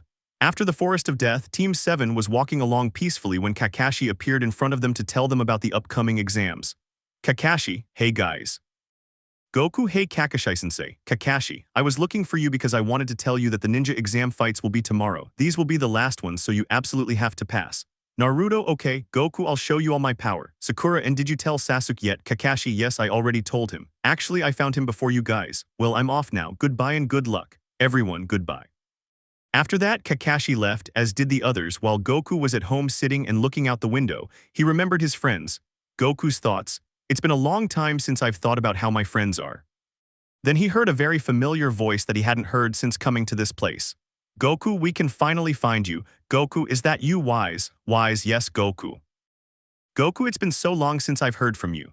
Wise, listen, Goku, we still can't bring you back to our dimension, so you're going to have to stay here a little longer.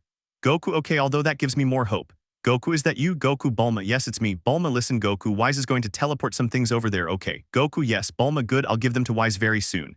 Goku, okay, thanks, Bulma. Wise, well, Goku, I'm afraid I have to go. I can't keep this call on any longer. Goodbye, we'll let you know if we can bring you back here. Goku, okay, and thanks, Wise.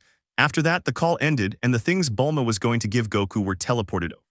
It was a gravity chamber, an infinite bag of senzu beans, 5 gis he had, and a gi with weights so he could train when he went on missions. Goku's thoughts, thank you so much, friends. After all that, Goku took a bath, then ate and went to sleep. The next morning, Goku woke up very early, so he decided to take out the gravity capsule so he could train a little before starting the day. He also had to go to a place where they would fight strong opponents, since if he passed all that, he would become a chunin. But first, he ate a little breakfast, then grabbed the capsule, went outside his house, pressed a button, and launched it. The gravity capsule appeared, and Goku spent the whole morning training inside until it was time to go outside and take a bath since he was all sweaty. After that, he grabbed the infinite bag of senzu beans just in case and left. After walking, he finally arrived. The teams had to line up with their equipment until the announcer spoke. Announcer, hello, I'm going to introduce each fighter. Over there is the chart that says who you're going to fight, but first, Sasuke will fight Zuko. I just made up this character. Then everyone went to sit in the stands except for the two. They had to fight, and the announcer had already started the fight. This will happen just like in the anime. Representative, well, let Goku and Kyuzu enter the fighting arena. Kyuzu, prepare to lose, idiot, because I'm going to be the one who wins. Goku, is that all you know how to talk? Let's fight. After saying that, Kyuzu lunged at Goku to hit him, but Goku dodged effortlessly until he appeared behind him and knocked him out. Announcer, the winner of this round is Son Goku. Upon hearing that, Goku wasn't impressed since he already knew he was going to win as soon as the fight started, but he was still happy. Announcer, next up are the fighters Naruto and Kiba. Naruto hurried down, excited to show her potential, but Kiba was very relaxed because he thought he would beat Naruto very quickly. Kiba, Naruto, prepare to lose because I'm going to defeat you. Naruto, that's what you think. Kiba, besides, this is going to be very boring since I saw it go by very fast. Goku, don't get too cocky, Kiba. Kiba, you shut up, Goku. Announcer, alright, let's start the fight. Naruto/Kiba, yes. Kiba started hitting Naruto first, but Naruto dodged Kiba's blows, though some did manage to hit him. So Naruto decided to use his secret technique, waiting for the right moment until a smoke bomb appeared, and then when it dissipated, there were 2 Akamaras. I forgot to mention that Kiba had his faithful dog Akamaru on his head. Kiba no longer knew who Naruto was and who Akamaru was, so he began to despair. Kiba, you think you're going to fool me, Naruto? It's obvious it's you. Kiba hit one of the dogs, thinking it was Naruto, but it was actually Akamaru. When he saw that he had hit Akamaru, he got so angry that he started mocking Naruto. Kiba, you really think you're going to be Hokage, Naruto? Naruto, well yes, Kiba, too bad because I'll be the next Hokage. After saying that, he went after Naruto and started hitting him.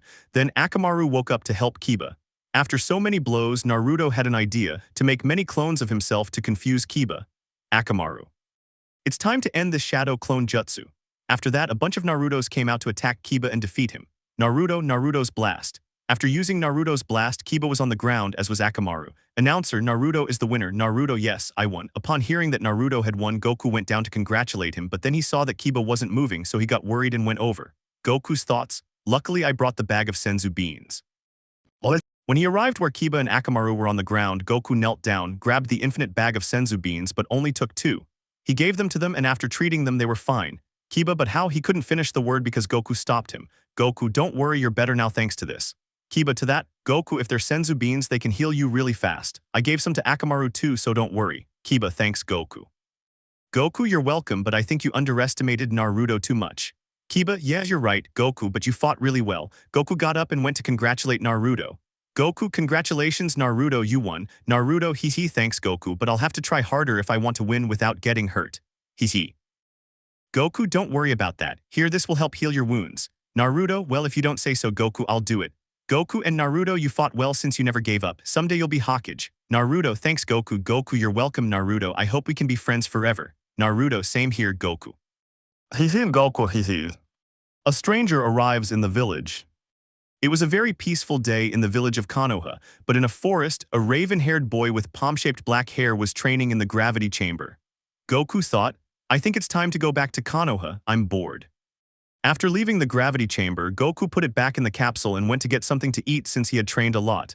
After a few minutes, he arrived at Ikaraku. Goku, hi, the usual. Vendor, hi sure Goku, I'll have it ready for you. After eating, Goku ran into Mario who was training with someone. Goku, hey Naruto, Mario, hey Goku, where have you been? I couldn't find you anywhere. Goku, I was training over there and what are you doing? Naruto, letting this idiot train me. Mario, what did you say Naruto? Naruto, what you heard? Letting him train me, he's a pervert. Mario. Goku, Naruto, why are you calling him a pervert? Naruto, you see Goku. But before Naruto could speak, Ebisu covered his mouth. It's nothing, don't mind him. Goku, okay, by the way my name is Ebisu. Goku, hi my name is Son Goku but you can call me Goku. Ebisu, hi Goku, whatever Naruto you have to train so no distractions. Goku, can I train with you guys? Ebisu, sure Goku. Naruto, hey Goku, let's train together, hehe. Goku, yeah Naruto, it'll be a lot of fun. Naruto, yeah. Very fun, Ebisu, well enough talk, I'm going to show you something amazing, just watch. Naruto/Goku, yes, Ebisu showed them a technique for walking on water. Naruto and Goku were surprised, although Naruto was the first to try it, but he fell into the hot water since it was a hot spring. Then it was Goku's turn, but he was interrupted by someone. Ebisu had seen him spying in the women's bath, so afterward Ebisu was beaten so badly he was knocked out. Goku was so excited that he decided to talk to the person. Goku, hello, Goku, my name is Son Goku but you can call me Goku. Who are you? Kid, don't you know me? Goku, I don't know you at all, why should I know you? Nyla. I am the master of the toads, the wise toad of the mountains, the great Jirja. Goku, hello Jirja, whatever, I'm leaving, goodbye Naruto, wait a minute, he knocked out our sensei, how's he going to leave here? Jirja, wait, he's your sensei. Goku, well yeah, I think so. Jirja, kids, from now on I'll be your sensei. Besides, what can he teach you? Goku, I don't really know because he can't give me much training.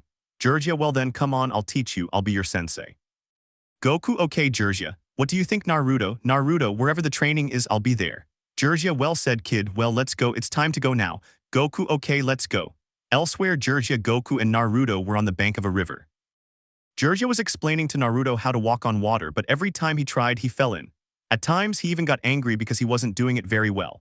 Meanwhile, Goku was sitting on a rock meditating. Jirja called Naruto over to talk to him. Jirja, Naruto, can you close your eyes for a minute? Naruto, sure, just tell me why and I'll do it. Jirja, just do it, nothing bad will happen. Since Naruto was shirtless, the seal on his stomach was visible. Jirja saw that he had Orochimaru's seal mark. Then, using the same amount of chakra that Orochimaru had used, Jirja removed the seal. Naruto asked, what was that? Goku, what's going on? Why all the noise? Naruto, he did something to me that hurt. Jirja, calm down kid, just see if you can walk on water now. Naruto, I don't know what you're up to but whatever you say.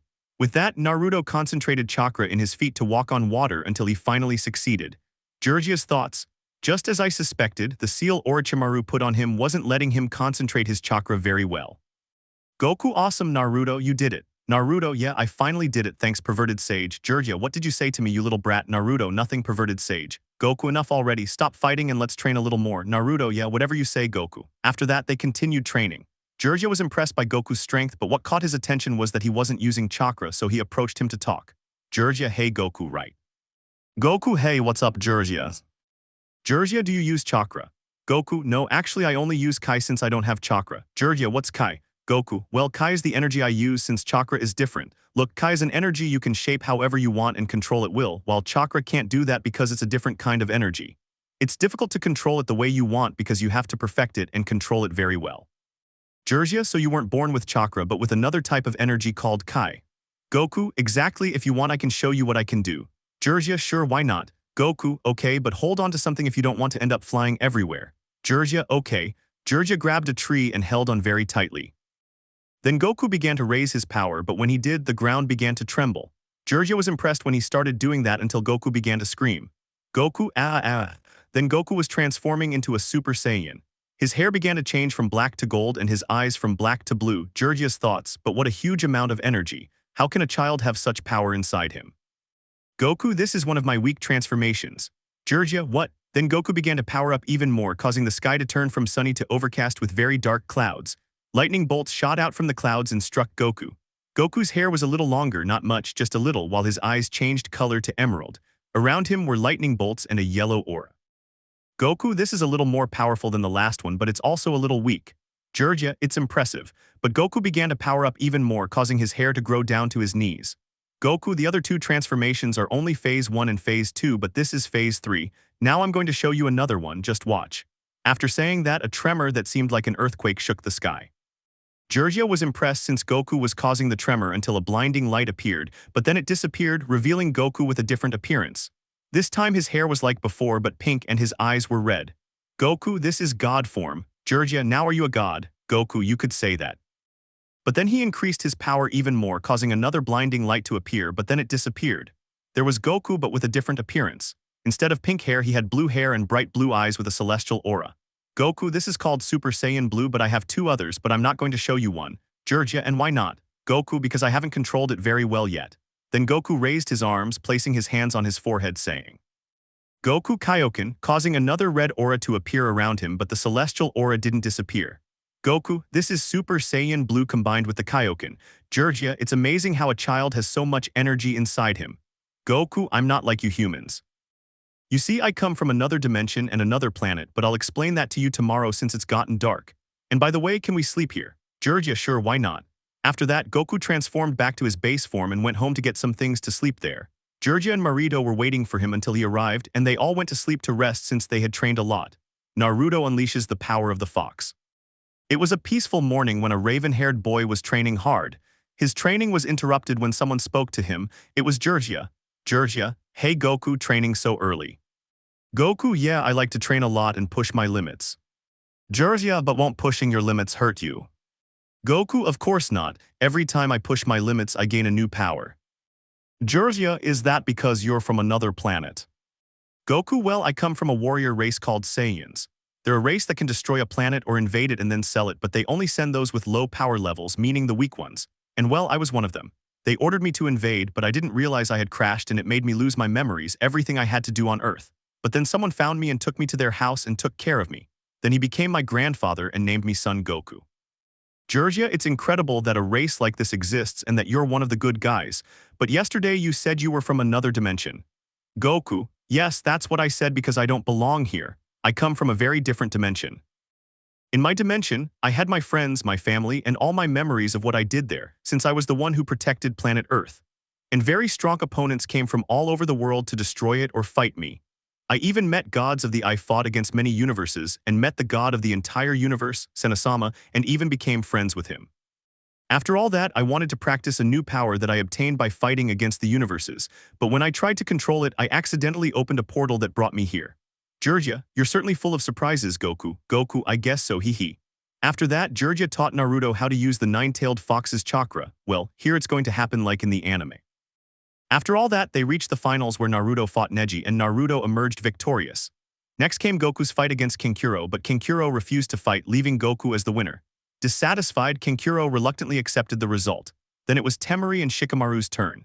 Shikamaru didn't want to fight, but Naruto pushed him until he finally had to, ultimately letting Temari win and leaving her very impressed. Then came the fight between Sasuke and Gaara. Although Gaara was later taken away because he was a Jinchuriki who had Shukaku, the one-tailed beast of the sand, sealed inside him. After Gaara was taken away, the Kazekage and the Hokage were talking until the Hokage realized that the Kazekage wasn't the real one, but someone else in disguise. Then smoke appeared out of nowhere, putting everyone to sleep except for a few people. One of those people was Goku, who used his Kai to prevent the smoke from reaching him. He then saw Sakura and Kakashi with Naruto. Shikamaru, who was waking them up, then went after Gaara and Sasuke since Gaara had gone after them. When they found them, they saw Sasuke, whose entire body was covered in marks and who was a little weak since he couldn't move very well. But then Naruto fought Gaara while Goku went to help the Hokage, who was fighting the fake Kazekage. But when he arrived, he saw the Hokage on the ground, stabbed in the back and holding someone. But then something else appeared, carrying something away. Hokage, Orochimaru, I will never let you hurt the village because they have souls of iron. Orochimaru, what are you doing to my arms, you crazy old man? But then the Hokage fell to the ground, closing his eyes but with a smile. Goku, seeing this, became so angry that he began to shout and power up, taking Orochimaru by surprise. Goku, how dare you kill the Hokage? Orochimaru, who are you? Goku, my name is Son Goku. Orochimaru, well, Son Goku, do you want to come with me? Goku, of course not, and you'd better leave before I kill you. Upon hearing this, Orochimaru left, but he wanted that power for himself alone, so he was going to do everything possible to obtain it and also possess his body. Goku calmed down and carefully took the Hokage's lifeless body to carry it to the doctors, as he wanted to hold onto a sliver of hope that he could survive. But it was too late, the Hokage was dead. So when everything had calmed down, they gave him a funeral befitting a Hokage.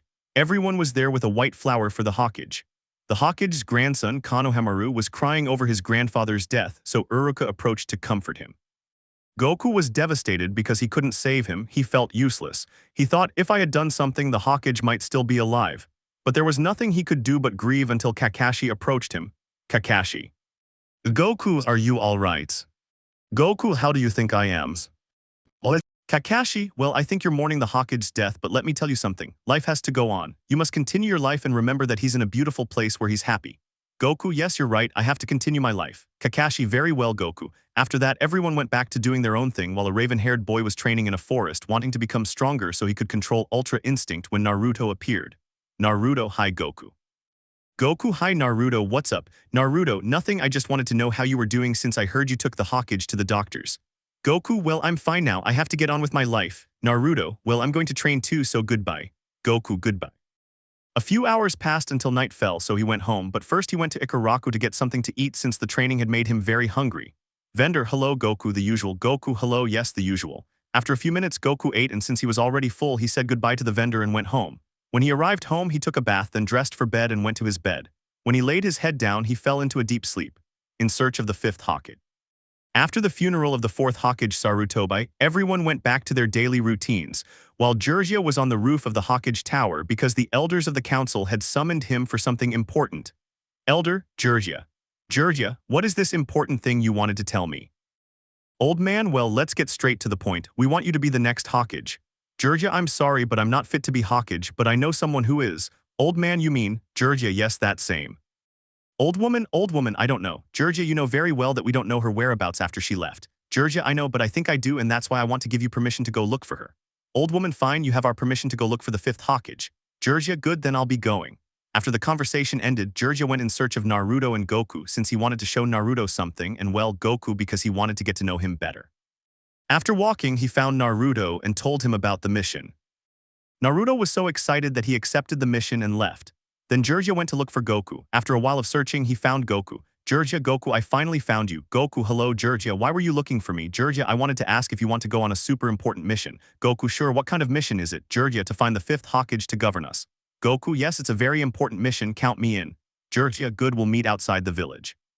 Goku, okay, bye, I'm going to get ready. After that, Goku went to prepare his things to leave with Jiraiya and Naruto for the mission.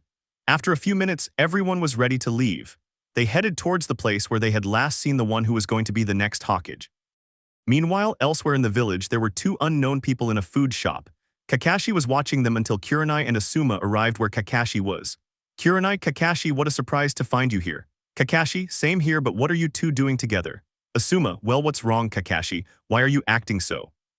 Azuma was about to say something, but Kakashi interrupted him to say something while looking to his side at two people sitting in very strange clothes. They were like black robes embroidered with red clouds and hats that covered their faces. Kakashi was watching them. Kurenai and Azuma saw where Kakashi was looking and realized why he was so serious. Then Sasuke arrived, but Kakashi told him to leave, which he did. The two figures got up to leave, but Kakashi, Azuma, and Kurenai chased after them until they stopped.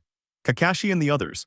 Hello again, Kakashi, hello Itachi, it's been a long time since that tragic night. Itachi, it really has been a long time. Hey Itachi, who are they? Itachi, people from the past. Azuma, no way, is he Itachi? Kurenai, who is he? Kakashi, Kurenai, this is Itachi Uchiha, Sasuke Uchiha's brother. He's the one who killed everyone in his clan, leaving only his brother alive. Asmua, although it's very strange that he's here in the village after what he did. Kakashi, to me it's not very strange since he now belongs to the Akatsuki group. Kurenai, and what does that have to do with him being here?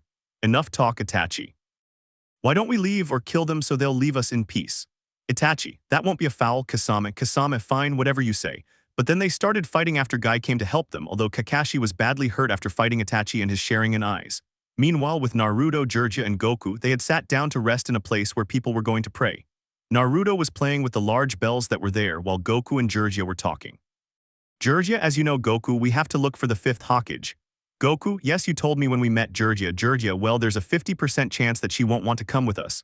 Goku, I understand, so we're going to have to take her by force. Georgia, no, she won't let us. Believe it or not, she's very strong. Goku, so she's strong. Georgia, yes, well, more or less. I don't know if she's the same as before, but I think she is strong. Goku, I can't wait to find her. Naruto, well, we've rested enough. When do we leave here? Georgia, right now. Then they began their journey to find the woman who was going to be Hokage. After walking for so long, they arrived at a village where they saw that woman for the last time. Georgia, okay guys, go find a hotel so we can sleep while I go look for information.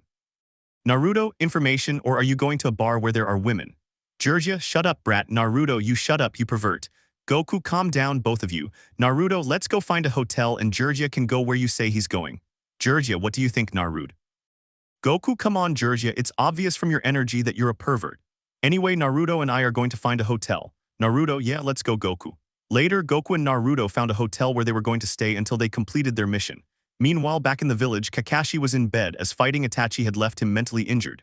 Kurenai, Asuma, and Guy were talking around Kakashi's bed about what had happened, but then Sasuke came in. Sasuke, Kakashi, when are we going to train? What happened here and why is Kakashi unconscious? But just as they were about to talk, a ninja opened the door. Ninja, is it true that Sasuke's older brother is in the village looking for Naruto? Sasuke, what? Before they could say anything, Sasuke ran to Naruto's house, but he ran into Sakura. Sakura, Sasuke, what's wrong? Sasuke, have you seen Naruto? Sakura, no, I haven't seen him. But before they could continue talking, Sasuke ran to Ikaraku where Naruto always was to eat ramen. Sasuke, sir, have you seen Naruto? Vendor, actually he was here this morning. He was with a man with long white hair. They were heading to a village. I don't remember the village's name, so can you tell me from the comments? Upon hearing this, Sasuke ran off to look for Naruto, as he thought he might be in danger, but also because he wanted revenge. Meanwhile, Naruto and Goku were already settled in their room. Sasuke had already arrived in the village and was asking around to see if anyone had seen Naruto. What he didn't know was that his brother was already at Naruto's door while he was in another room. A man had told him about a room where he had seen some identical people. Naruto opened the door and found two very strange people. Goku, who are they? Naruto, I don't know. Goku stood next to Naruto since the one in front of the door was none other than Sasuke's brother Itachi, but he was accompanied by Kasame. Itachi, hello Naruto, Goku, who are you? Naruto, wait, how do you know my name? But before he could say anything else, they grabbed Naruto's arm, but Goku grabbed his other arm. Kasame, what the Goku, let him go now. Kasame, this kid is really strong. Itachi, what? Goku, I told you to let go, didn't you hear me? Naruto, Goku, what's going on? Goku, I don't know, but I'm not going to calm down until I let you go. Kasame, you let him go, kid. Goku, I won't let you take him. But then Sasuke came, very tired from running so much. Sasuke, brother, when they heard that voice, Goku unintentionally let go of Naruto, allowing them to take him away. Kasame, thank you for letting him go. Goku, no, leave Naruto. Sasuke, brother, I've been filling my entire being with hatred for you, just like you told me to. At that moment, Sasuke used the Chidori jutsu that Kakashi taught him, and then ran towards Itachi while Kasame, Naruto, and Goku watched what was going to happen when Sasuke struck Itachi. But Itachi grabbed his hand where he held the Chidori and dodged it. Then Goku realized that Kasame had let go of Naruto's hand, so he touched him on the shoulder and signaled for him to come behind him, which Naruto did. But then Itachi struck Sasuke, sending him crashing into the wall. Then they grabbed him by the neck and put him in a genjutsu where he saw what happened on that tragic night when he killed his clan. Outside the genjutsu were Goku and Naruto with Kasame, watching what was happening, but Goku couldn't stand it anymore and wanted Goku tried to help Sasuke, but Kasame got in the way. Goku, move, Kasame, and if I don't move, what then? Goku, I'll move you. Kasame, haha, kid, don't make me laugh. Goku lost his patience and sent Kasame flying with a punch, then walked over to Itachi. Goku, hey, leave him alone. I don't know what happened between you two, but leave him alone now. Itachi, don't interfere if you don't want to get hurt. Goku, the only one who's going to get hurt here is you. Itachi, really, don't. But he couldn't finish speaking because Goku was in front of him ready to hit him, but he dodged the attack and then released Sasuke, leaving him unconscious on the ground. Itachi's thoughts, he's fast, I didn't even see him move. Goku's go now or I'll kill you. Itachi, you kill me, kid. I'm sure you haven't even killed or thought about anyone. Goku, yes, I've fought and even killed people, so don't come looking for me. Well, Itachi, fine, I'll leave, but... Just as he was about to speak, he stopped for a moment, but Sasuke had woken up and saw Goku with Itachi, listening to their conversation. Itachi, I'll come back for Naruto since he's the one I'm looking for. He's the big fish and I'll have him. Then Itachi vanished in a puff of smoke. After all that, Sasuke fainted again and Jiraiya had arrived where they were. Guy isn't going to appear here to hit Jiraiya. Naruto learns a new technique. After all that happened, and Sasuke was taken to the village to see a doctor, Naruto and Jiraiya were talking about something. Jiraiya had called him to discuss something important, while Goku sat comfortably with his eyes closed, meditating to strengthen his mind. Naruto, so what did you want to talk to me about, you old pervert? Jiraiya, 1, don't call me that. 2nd, I'm not a pervert. And 3rd, I'm going to teach you a unique technique of the 4th Hokage that only 2 people know, and now there are 3 of them since I'm going to teach you this technique. Naruto, awesome, I'm going to learn a very special technique of the 4th Hokage. Yes. Jiraiya, well Naruto, pay close attention to what I'm going to teach you, okay? Naruto, yes, I'll pay close attention, I really will. Then Jiraiya made some hand seals, then placed one of his hands in front of him. A small whirlwind appeared in Jiraiya's hand, and he said Rasengan. Then after striking the Rasengan against a tree, the tree formed a swirling pattern. Jiraiya, this is the Rasengan, Naruto, but it's not perfected yet. Naruto, this technique is amazing, but why isn't it perfected? Jiraiya, the 4th Hokage couldn't perfect it because he died before he could. Naruto, that's too bad, but what if I could perfect it? Jiraiya, it would be a unique technique that only you would know. Naruto, then I'll definitely perfect it someday. Jiraiya, well Naruto, take this. Jiraiya had thrown him a bag full of water balloons. When Naruto saw the bag, he looked at Jiraiya very confused, so he decided to ask him what the bag was for. Naruto, Jiraiya, no offense, but what's this bag full of water balloons for? What good is this to me? Jiraiya, you see Naruto, that bag full of water balloons is for this. Jiraiya grabbed a water balloon and then concentrated chakra in his hand. The balloon burst due to the amount of chakra. Naruto was impressed, so he grabbed a balloon but nothing happened. Naruto, why doesn't it explode like yours? Jiraiya, you see Naruto, you have to concentrate chakra in your hand to then be able to pop the balloon. Naruto, damn, I guess I'll have no choice but to train like this. But when Naruto saw Jiraiya leaving, he called after him. Naruto, Jiraiya, wait. Where are you going, Jiraiya, to look for information? Why, Naruto, aren't you going to stay with me to train? Jiraiya, Naruto, don't be a wimp. You can take care of yourself and train alone. Besides, you have Goku to keep you company, so goodbye. Naruto, but Goku's asleep. Naruto said angrily, but in a low voice so Jiraiya wouldn't hear what he was saying. Naruto had no choice but to train, concentrating his chakra in his hand to make the balloon pop, but without any success. He sat in front of the balloon to fight it, wondering why he couldn't do it until Goku woke up and saw Naruto fighting a balloon. So he decided to approach him. Goku, Naruto, why are you fighting a balloon? Naruto, Goku, you scared me, I'm not fighting the balloon, I just don't understand why it won't pop. Goku, that's easy, it's because you don't pop it with something to make it pop. You just stare at it. Naruto, no Goku, it's just that Jiraiya taught me a cool technique, but to use it I need to pop this balloon by concentrating my chakra in my Goku, so you need to concentrate to put your chakra in your hand and pop that balloon. Naruto, yes, but I can't. Goku, well that settles it, come with me. Naruto, okay, but where exactly are we going? Goku, you'll know when we get there. So Goku and Naruto walked until they reached a lake with a waterfall, and inside the waterfall there were 2 rocks. Goku, we're going to train here to concentrate our energies and strengthen our minds. Naruto, okay, where do we go to train? Goku, under the waterfall, so take off your shirt so we can get in the water. Naruto, but how is that going to help me? Goku, concentrate. Every time the water falls it feels heavy, so you have to concentrate so you don't feel or hear anything around you. Then focus only on your energy and the energy around you. Naruto, well then what are we waiting for? Let's train. Goku, well let's go then. So Goku and Naruto took off their shirts and went into the water, heading under the waterfall to sit on the 2 rocks below. Goku closed his eyes to concentrate. Naruto did the same, but he couldn't concentrate because he felt the cold water falling all over his body and heard the sound of the water falling. Then he looked at Goku, noticing how easily he could concentrate, but after much trying he finally managed.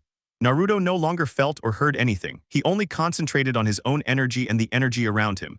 Then Naruto had an idea to pop the water balloon, so he opened his eyes to see Goku already on the shore. Goku, were you able to concentrate? Naruto, yes, thanks for the help. While I was concentrating, I thought of a way to pop the balloon. Goku, great, then go pop the balloon so you can do that technique. Naruto, yes, when I learn it I'll teach it to you. Goku, okay, goodbye. Naruto, goodbye. Goku, see you soon. Goku, yes, see you soon at lunchtime. Then Naruto left, leaving Goku alone, but then a portal appeared in front of Goku. Hello, how are you doing, Goku? Goku, hi Wise, well, I've made some new friends here. Wise, I'm happy for you.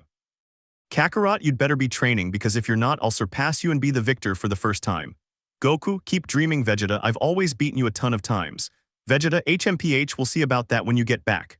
Goku, yeah, Wise, Goku, I just wanted to tell you something very important.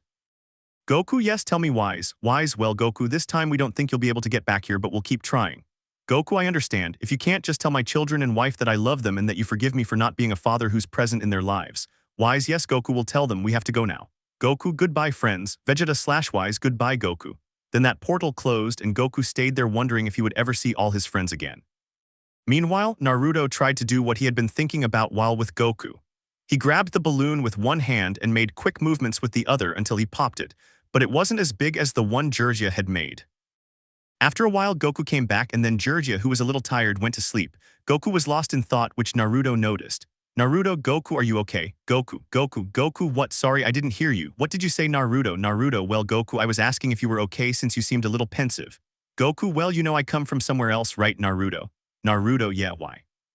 Goku, well, I've been talking to my friends, well, just two of them, and they told me it's possible I might not be able to come back. Naruto, Goku, I understand that you can't see your loved ones anymore and that you might never see them again. You know, I never knew my parents. Besides, I found out that I had a demon locked up that almost destroyed the village. Everyone hated me because some thought I was the demon, others that the demon had possessed me, and they always came to beat me up on my birthday. Goku, Naruto, now I'm here to protect you from all of them, so don't worry. Naruto, I know, but you know what? I just want them to care about me, not to leave me alone like all those bad people who left me lying there, only knowing how to defend myself and to give me love since I never had it.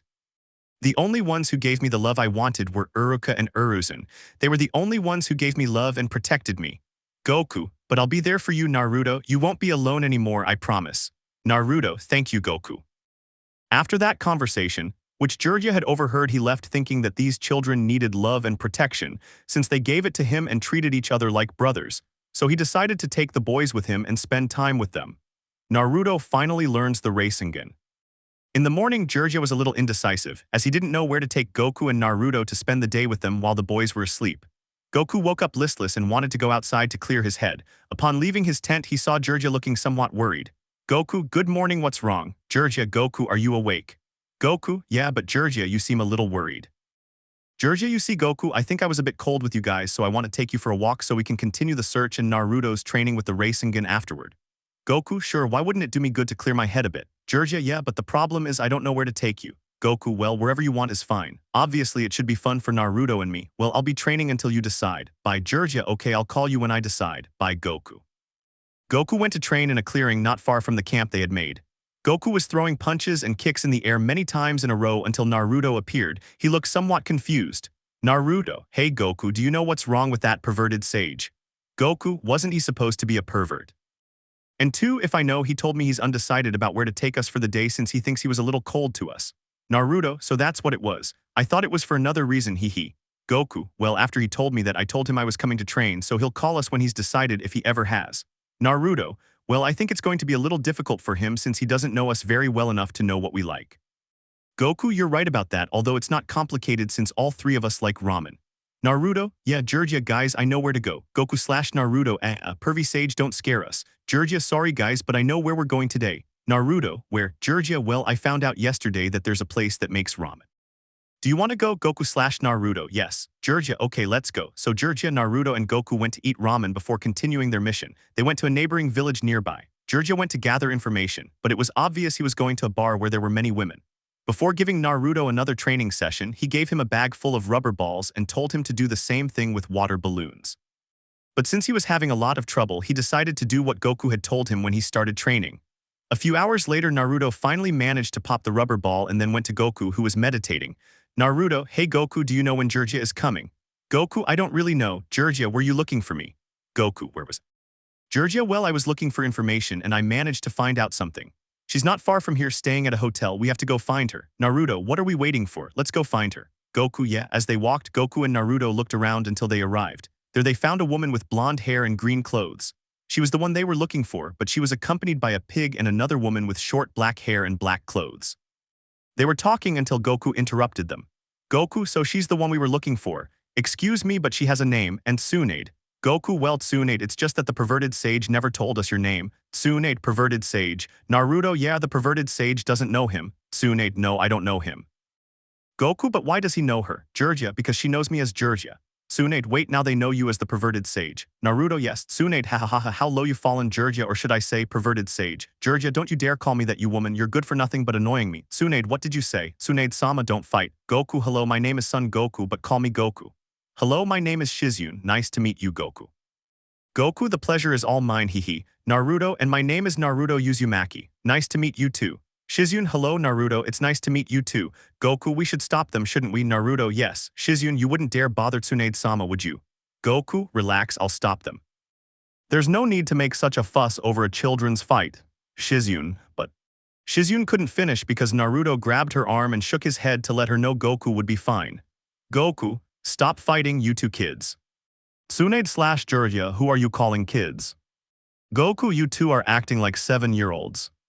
Tsunade, you'll see kid, I'll show you who's 7. Jiraiya, Tsunade, I tell you to be careful and not underestimate the kid. Tsunade, ha, I'll believe it when he hits me, Jiraiya. Jiraiya, well, don't say I didn't warn you. Goku, I think you should listen to him if you don't want to get hurt. Tsunade, shut up, brat, I'll teach you a lesson. Jiraiya, I think it'll be the other way around, Tsunade, he'll teach you a lesson. Goku, we'd better start now. It'll be easier to get you to become Hokage. Tsunade, wait, Hokage. Goku, yes, Tsunade, do you really think I'm going to accept being Hokage, kid? Goku, yes, why, Tsunade, nothing except that you'll have to find someone else because I'm not going to be Hokage. And look, I'll only have to use one finger, just one finger to beat you. Goku, we'll see about that. Tsunade and Goku stood still, waiting for one of them to make the first move or slip up, but neither moved until Goku ran towards Tsunade, who was waiting for him. But then Goku appeared behind Tsunade to knock her out. Tsunade realized this and turned around to stop Goku's attack, but because of his immense strength, Tsunade was thrown about 5 meters until she hit a house wall. She was so impressed by Goku's strength that she couldn't believe it. Tsunade's thoughts, how does this kid have so much strength? I mean, he's just a kid, isn't he? But then Goku disappeared, only to reappear in front of Tsunade, who stared at him witty-eyed. Tsunade, but... She couldn't finish because Goku punched her in the stomach, knocking her unconscious. Jiraiya, Goku, I think you went a little too far. Goku, I guess so, hee. Goku let out a smile that made Shizyun turn bright red, so she also fell unconscious since our raven-haired hero had a very beautiful smile that only the Sun family could produce. Tsunade's decision. It was a very peaceful morning in a clearing in a forest not far away. A raven-haired boy was training with a blonde boy. These two were Naruto and Goku. They had been training since 6:30 in the morning, very early for Naruto since he slept a lot, but that morning he had woken up eager to train with Goku, so he had woken him from a nap. And well, since Goku loves to train, he couldn't say no. Well, since they hadn't had any breakfast, Jiraiya came over to ask if they wanted to eat. Jiraiya, guys, do you want to eat breakfast since you didn't eat anything this morning? Goku/Naruto, yes, we're starving. Jiraiya, well, let's have breakfast. Naruto, Goku, let's have a race. Whoever gets there last has to eat Jiraiya's food. Goku, no way, gross. Of course I'm going to win, Naruto. Jiraiya, hey, you should know that I'm still here and I cook very well for your information. Naruto, yeah, whatever you say, Jiraiya, but you're in the game too, so run, Goku. Goku, I'll beat you so I don't have. So the three of them ran off, and well, as Goku said, he was the first to arrive, then Naruto. And well, the last of all was Jiraiya, a little tired from running so much, but well, upon entering the hotel where they were staying with the two women, they saw Shizyun pacing back and forth looking a little worried. Naruto, what's wrong with her? Goku, I honestly don't know. Do you know Jiraiya? Jiraiya, well, I think I know why she's so worried, and it's because Tsunade has made up her mind. Naruto, what has she decided? Jiraiya, to help Orochimaru heal his arms since he gave her a proposal she couldn't refuse. Goku, and what is this proposal that Tsunade can't refuse? Jiraiya, that he returned 2 people important to her who are dead. Goku, so she's taking advantage of that to get her to heal his arms, or am I wrong? Jiraiya, actually you're right, but that jutsu Orochimaru is going to use is forbidden for many reasons, and one of those reasons is that if you give life to a dead person, they come into the world without their soul. Goku, Tusk, I'll go get her. Shizyun, wait, Goku, it's very dangerous for you to go alone. But Goku didn't listen and ran off at monstrous speed. Shizyun, we have to go find him, they could kill him. Jiraiya, this looks very bad. Shizyun, of course it looks bad. Goku went alone to look for her, something's going to happen to him. Naruto, Shizyun, he's not speaking for Goku but for those who fight against him. Shizyun, what? Elsewhere where there were no trees, Tsunade stood before 2 people. One of those 2 people was Orochimaru and the other was Kabuto, a medical ninja who helped Orochimaru with his plans. Tsunade was about to speak when she saw a figure running very fast in the distance. It was Goku. Orochimaru turned pale upon seeing him, but Kabuto was in a defensive stance just in case the boy came and attacked them. But Goku stopped running when he was in front of Tsunade. Tsunade, Goku, what are you doing here? Goku, I came to find you so you don't do anything foolish that you'll regret later. Tsunade, and what do you know? Goku, I know you've lost 2 people who were important in your life. Believe me, I know how painful it is that they're no longer by your side. Tsunade, and what do you know about losing someone dear? You're just a child. Goku, yes, I'm just a child, but this child had to fend for himself because this child killed his only family, the only person he had left since he never got to know his parents. My grandfather was so good, he was like a father to me, but I killed him unintentionally because I lost control due to my power. Kabuto's thoughts, he's just bragging. A child like him can't be that powerful. The one who could be a danger is Naruto, who has the 9-tailed fox sealed inside him. Goku, so come with me and don't do anything stupid. Kabuto, shut up kid, you're just telling a bunch of lies. I'm sure you're saying this because you feel sorry for your family, you piece of shit. Goku, look, the only thing I'm going to tell you is not to speak ill of my family. Goku was already a little annoyed because his face wasn't visible, since it covered his hair, but before he could say anything else a portal appeared where a voice calmed him. That voice was Bills. Bills, Goku, how have you been? Goku, Lord Bills. Bills, yes, the god of destruction. Bills, who else would I be? Goku, Lord Bills, it's good to hear you. Bills, Goku, I have good news and bad news. Which do you want to hear? Goku, the good news first and then the bad news. Bills, the good news is that maybe in a few days you can return to this dimension and the god of all, Lord, can bring you back. Goku, that's great. And the bad news? Bills, well, Goku. Goku, what's wrong? Bills, Goku, I hate to be the one to tell you this, but it's Kai. Goku, what happened to my wife? Bills, she is dead. Goku. Goku, what? Bills, Goku, you loved her, but please don't be angry. Wise, I can no longer maintain the portal. Tsunade, Orochimaru, and Kabuto didn't understand anything that was happening. God of destruction, god of everything, Goku has a wife. How was that possible? But their thoughts were interrupted by a scream from Goku. Goku, why?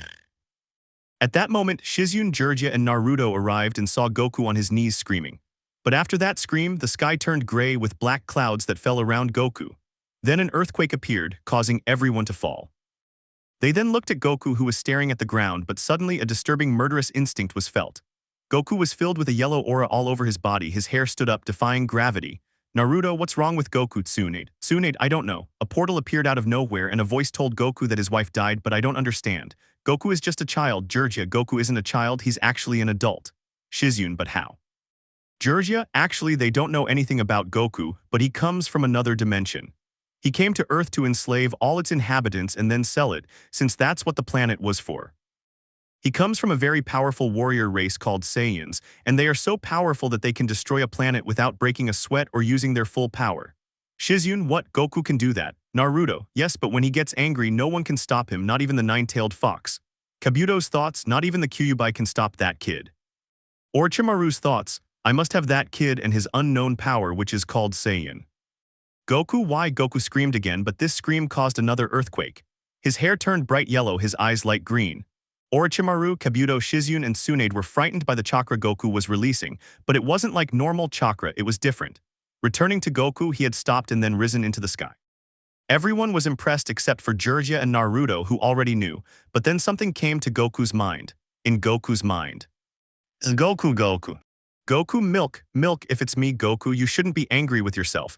I don't want you to be angry anymore because you do something wrong. I want you to live your life in that world to be happy and to find someone else to love. Now. Goku, but. Milk, but nothing, Goku. I want you to live your life in that world and find another woman who will make you happy.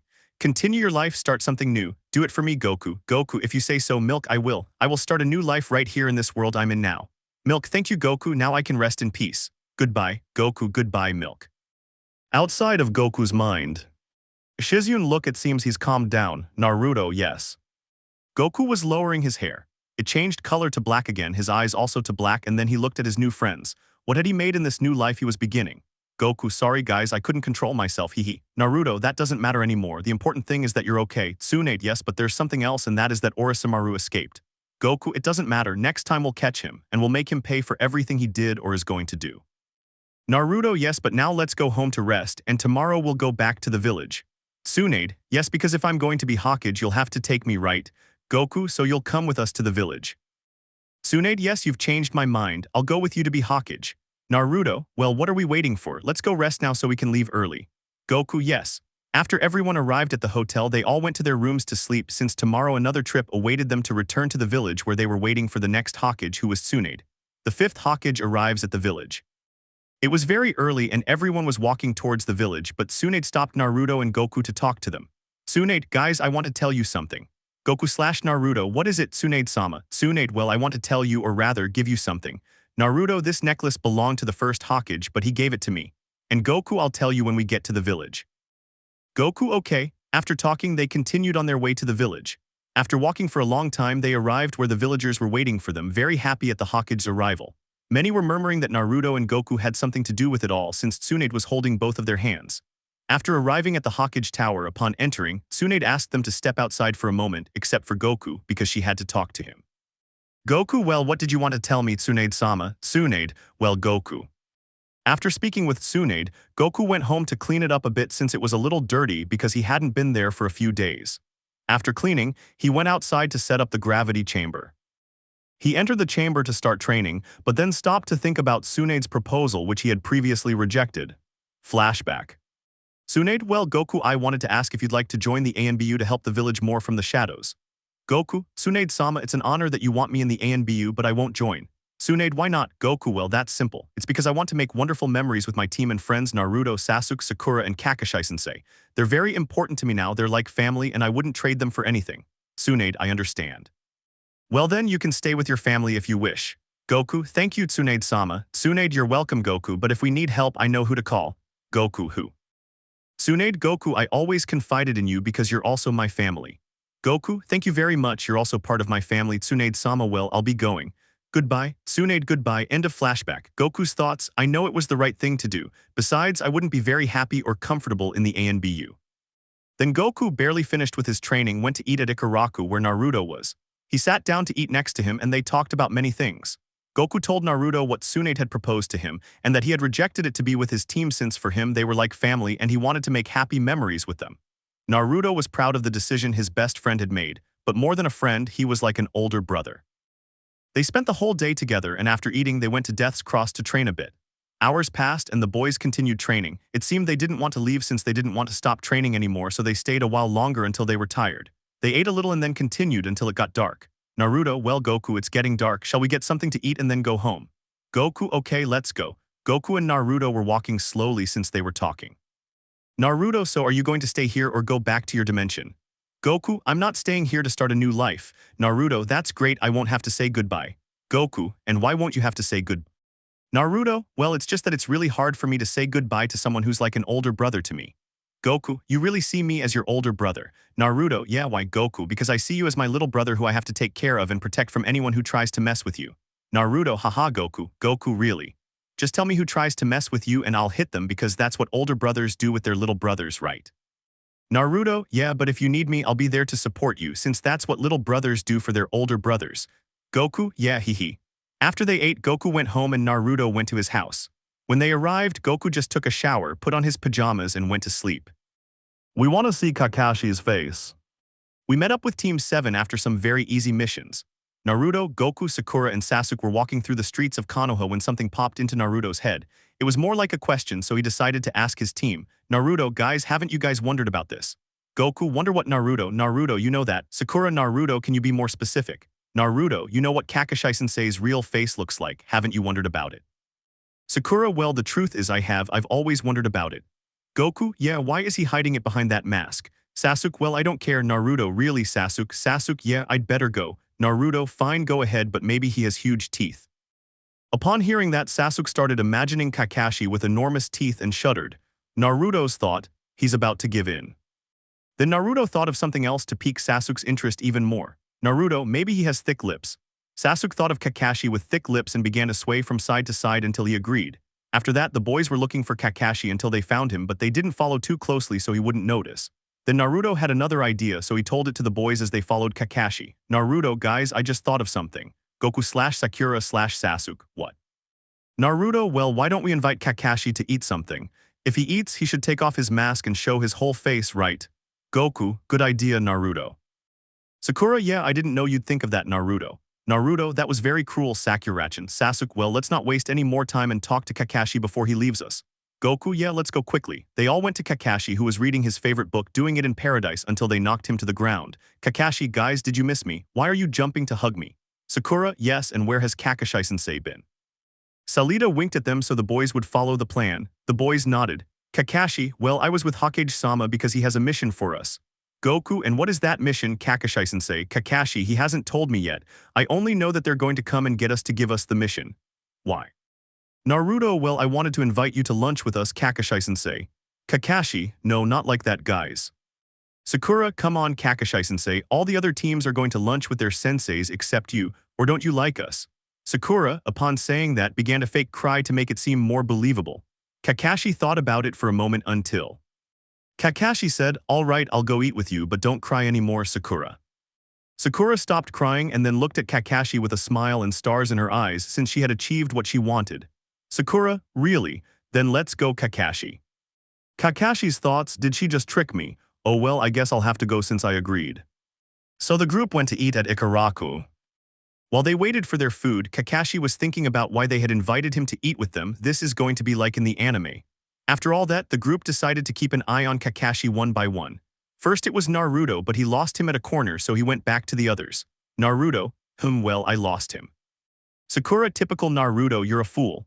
Then it was Sakura's turn. It was raining while Kakashi was standing on a rock that was written with the names of heroes who died saving their village, but since he had been there for a long time, Sakura started ahead of him, but he was surprised to see it was just a broom, so he went back to the others. Sasuke turned to Naruto. What happened, Sasuke? Sasuke, I got tired of following him, and finally there was Goku. He was following Kakashi until he disappeared. Goku, but he couldn't finish because behind him he heard Kakashi. Kakashi, Goku, what are you doing here? Goku, I was just walking around here. Kakashi, well, changing the subject, did you see the guys? Goku, yes, why? Kakashi, well, I was looking for you since Hokage-sama summoned us. Goku, okay, I'll look for you. Kakashi, alright, I'll wait for you at the Hokage Tower then. Goku, yes, goodbye.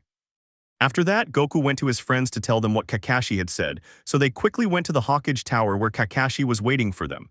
Team 7 went inside so the Hokage could tell them the mission they had to do. After that, the kids each went home to get some things and went to the gates of the village. Sakura's thoughts, maybe we can do something to see him. Sasuke's thoughts, the mission is nothing, so it'll be quick. Everyone thought, no one's going to stop me from seeing Kakashi-sensei's true face. Then they left for the mission they'd been given. Here it continues as in the anime. After all that, Kakashi beat up a group of 3 men who were looking for him because he'd made them look foolish in front of a woman. After all that, the boys were about to go home when Kakashi stopped them and they froze in their tracks. Kakashi, guys, why have you been acting strange lately? Naruto, well, we all wanted to see what he's hiding under his mask. Kakashi, well, you should have told me from the beginning. Everyone's really... Kakashi, yeah, you'll see behind this mask he's hiding another mask, hee. Everyone thought this has to be a joke. After Kakashi showed them what he had under his mask, the boys went home to sleep. Is there a new clan? It was morning in the village. Everyone was doing their usual routine, while Goku was in the forest of death training as he did every day or whenever he had time, but then an ANBU appeared. Ambu, Mr. Goku, the Hokage is calling you. Goku's okay, I'm on my way. Ambu, there are. Then the ANBU disappeared in a puff of smoke as Goku walked through the village streets to the Hokage Tower. When he arrived, he spoke with Shizune so she could tell her that he was already there waiting for her. Shizune, you can come in now, Goku. Goku, good. Goku knocked on the door and waited until he was told he could come in. Then he heard a come in from the other side of the door, so he opened it to enter. Goku, did Tsunade-sama summon me? Tsunade, Goku wanted to ask you a question. Goku, and what kind of question would that be? Tsunade, well, you see, Goku, you're the only one of your kind, right? Goku, yes, why? Tsunade, you see, Goku, I wanted to ask you if you wanted to start a clan. Goku, a clan? Tsunade, yes, like the clan leaders. For example, Sasuke would now be a leader of his clan since he is the last of the Uchiha clan. Goku, so if I had my own clan, I'd call it the Sun Clan, right? Tsunade, yes, and you would have a symbol that represents who your clan is. Goku, I understand, but what if I'm the only one in my clan? Tsunade, well, I would have sent you to the clan restoration, just like I did with Sasuke, but he refused, although they're still thinking about putting him there. Goku, well, I don't want to go in there because if the girls are only doing it for convenience, I wouldn't like it, or because they're gold diggers. I want a girl who loves me just for who I am. Tsunade, okay, then you decide who you want to be with, and if the girl wants it too, right? Goku, yes, that's correct. Tsunade, very well then, leave everything to me. Just fill out these papers so I can accept them with my seal, and then we'll build you a mansion so you can have your clan. Goku, okay, Tsunade-sama. Tsunade, well, that's all, Goku, you can leave now. Goku, yes, goodbye. After Goku signed the papers to create his own clan, he walked through the village streets to think about his decision and whether it was the right one. He also had to think about the symbol his clan would have since he hadn't decided on it yet. Just then, Naruto appeared, pulling him from his thoughts. Naruto, hello, Goku. Goku's hello, Naruto. Naruto, what's wrong? You seem a little pensive. Goku, well, I decided to start my own clan, but I don't know if I've made the right decision.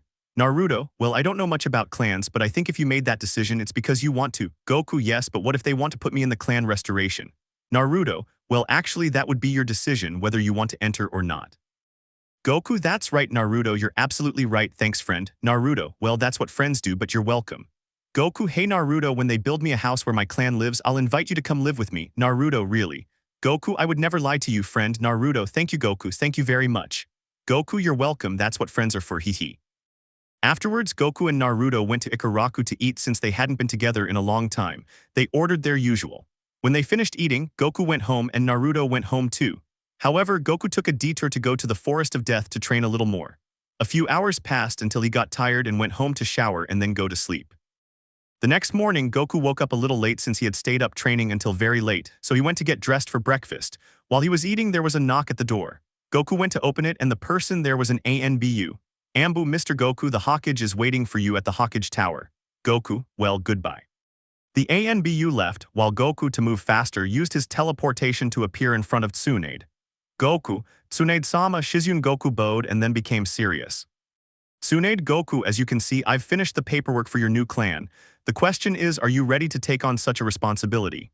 Goku, well, I've been thinking about it all night, so yes, I'm ready to take responsibility. Tsunade, alright Goku, these are the papers. Have you decided on the symbol that will represent your clan? Goku, if it's going to be a green dragon. Tsunade, very well Goku, come with me so you can see your new house. Goku, yes.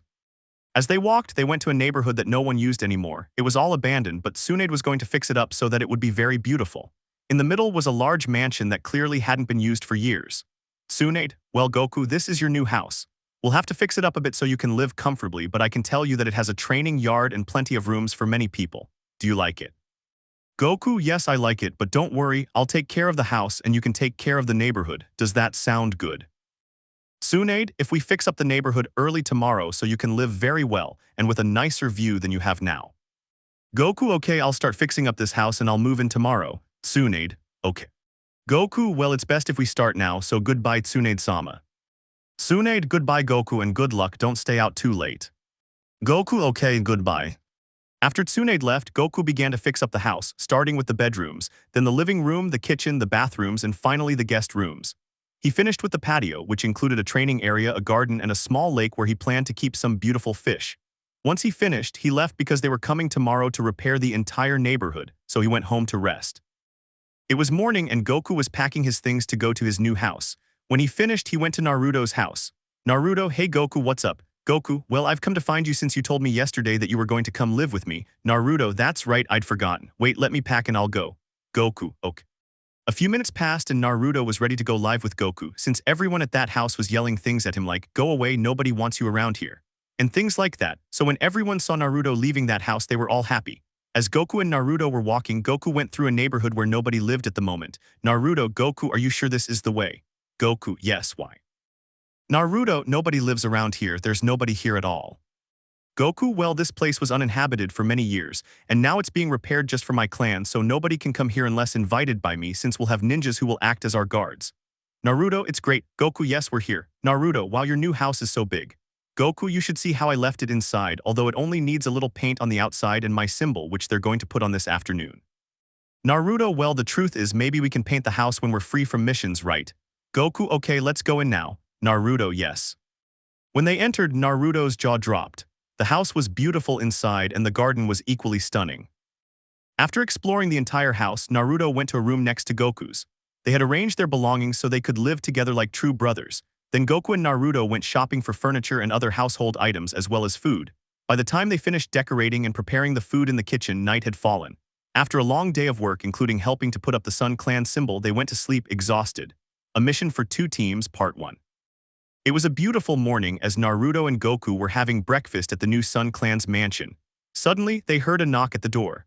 Goku got up and went to answer it, while Naruto went to wash the dishes.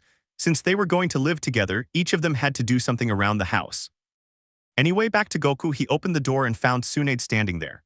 Goku, Tsunade-sama, to what do we owe this visit? Tsunade, hello Goku.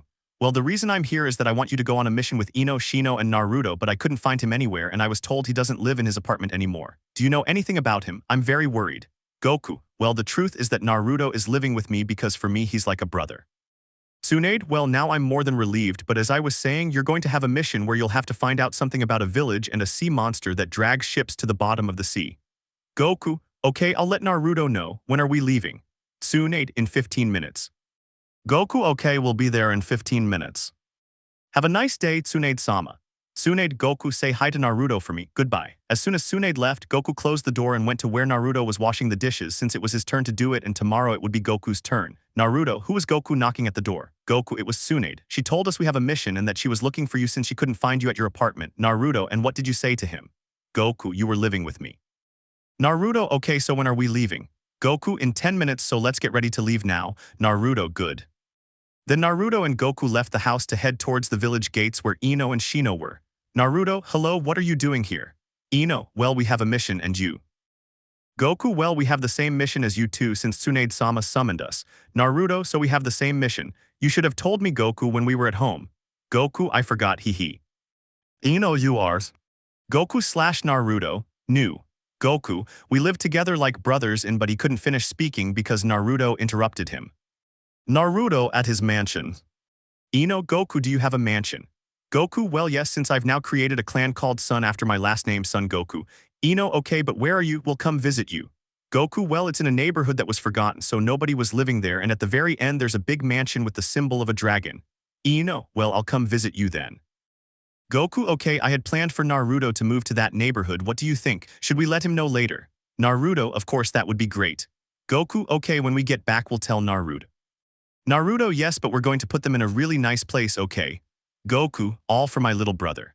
Naruto, hee. What a beautiful scene you just created, they lived together.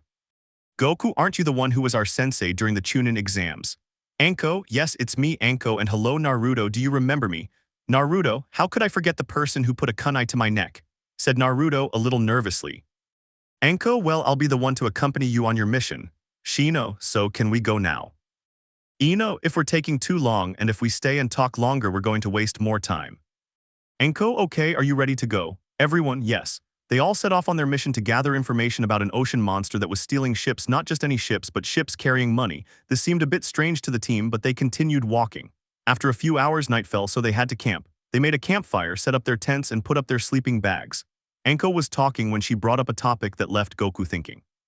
Anko noticed, so she decided to ask Goku what he was thinking about. Anko, hey Goku, why the thoughtful look? Goku, you're welcome, said Goku in a serious tone, looking at the campfire. Naruto, Goku, don't doubt us, we're your friends, you should trust us. Goku, okay, I'll tell you I was thinking about my family and friends, how they are after not seeing them for so long. Ino, I'm sure you miss your parents because you can't help them with work, but you'll get over it. You'll see them when you have time. Naruto, Ino, it's best not to talk about Goku's parents. Ino, why Goku? I never knew my parents. I don't know who they are because they abandoned me to save myself. I was just a baby, so I was never born with the love of a father or a mother. I don't know our family because they had all died until someone found me who, well, took care of me and gave me love, but that only lasted 10 years. Ino, and what happened? Why only 10 years? Goku, because Goku remained silent. Ino, what about you, Goku? Anko realized this, so she said it for him. Anko, don't you realize he killed him? Ino, Goku, is that true? Goku, yes, it was my fault for not being able to control my power, for not knowing how to control that bloodlust. I killed my grandfather whom I loved so much. I killed him in cold blood. Ino, Goku whispered the Yamanaka upon seeing Goku like that and learning more about him. Goku, then I met Bulma, who became my best friend throughout my journey. She was the first person I ever befriended, even though she always asked why I had a monkey tail. Since I was little, I didn't understand why she kept asking that. Later, I realized that humans aren't born with tails. Anko, why do you say you had a tail, Goku? Goku, well, I am a Saiyan. Anko, what, Naruto, here comes my favorite part. Ino, you already know Naruto. Naruto, yes, he already told me Sakura, Sasuke, Kakashi, and that perverted sage. Goku, well, a Saiyan is a warrior class that dominated planets and sold them to other planets, or they could also destroy them. But since I had the lowest power, they sent me to dominate planet Earth, but something happened to my spaceship. Ino, what happened to your ship?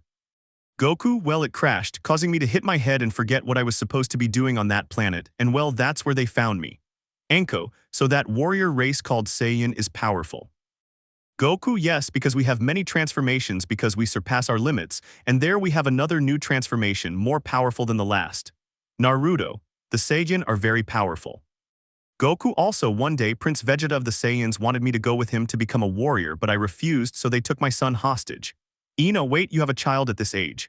Goku, well, actually I'm older than you guys because I'm from another dimension. I'm 29 years old there, but then I came here because of a transformation I was practicing. Ino, so you're from another dimension. Goku, yes. Anko, Goku, have you faced any strong opponents? Goku, the truth is one is stronger than the other. I even faced a god of destruction and he won in Super Saiyan God form. Do gods really exist?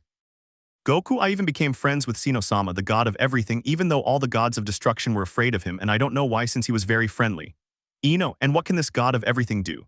Goku, well, he can destroy an entire universe with just the flick of a finger. Anko, this is a lot of information.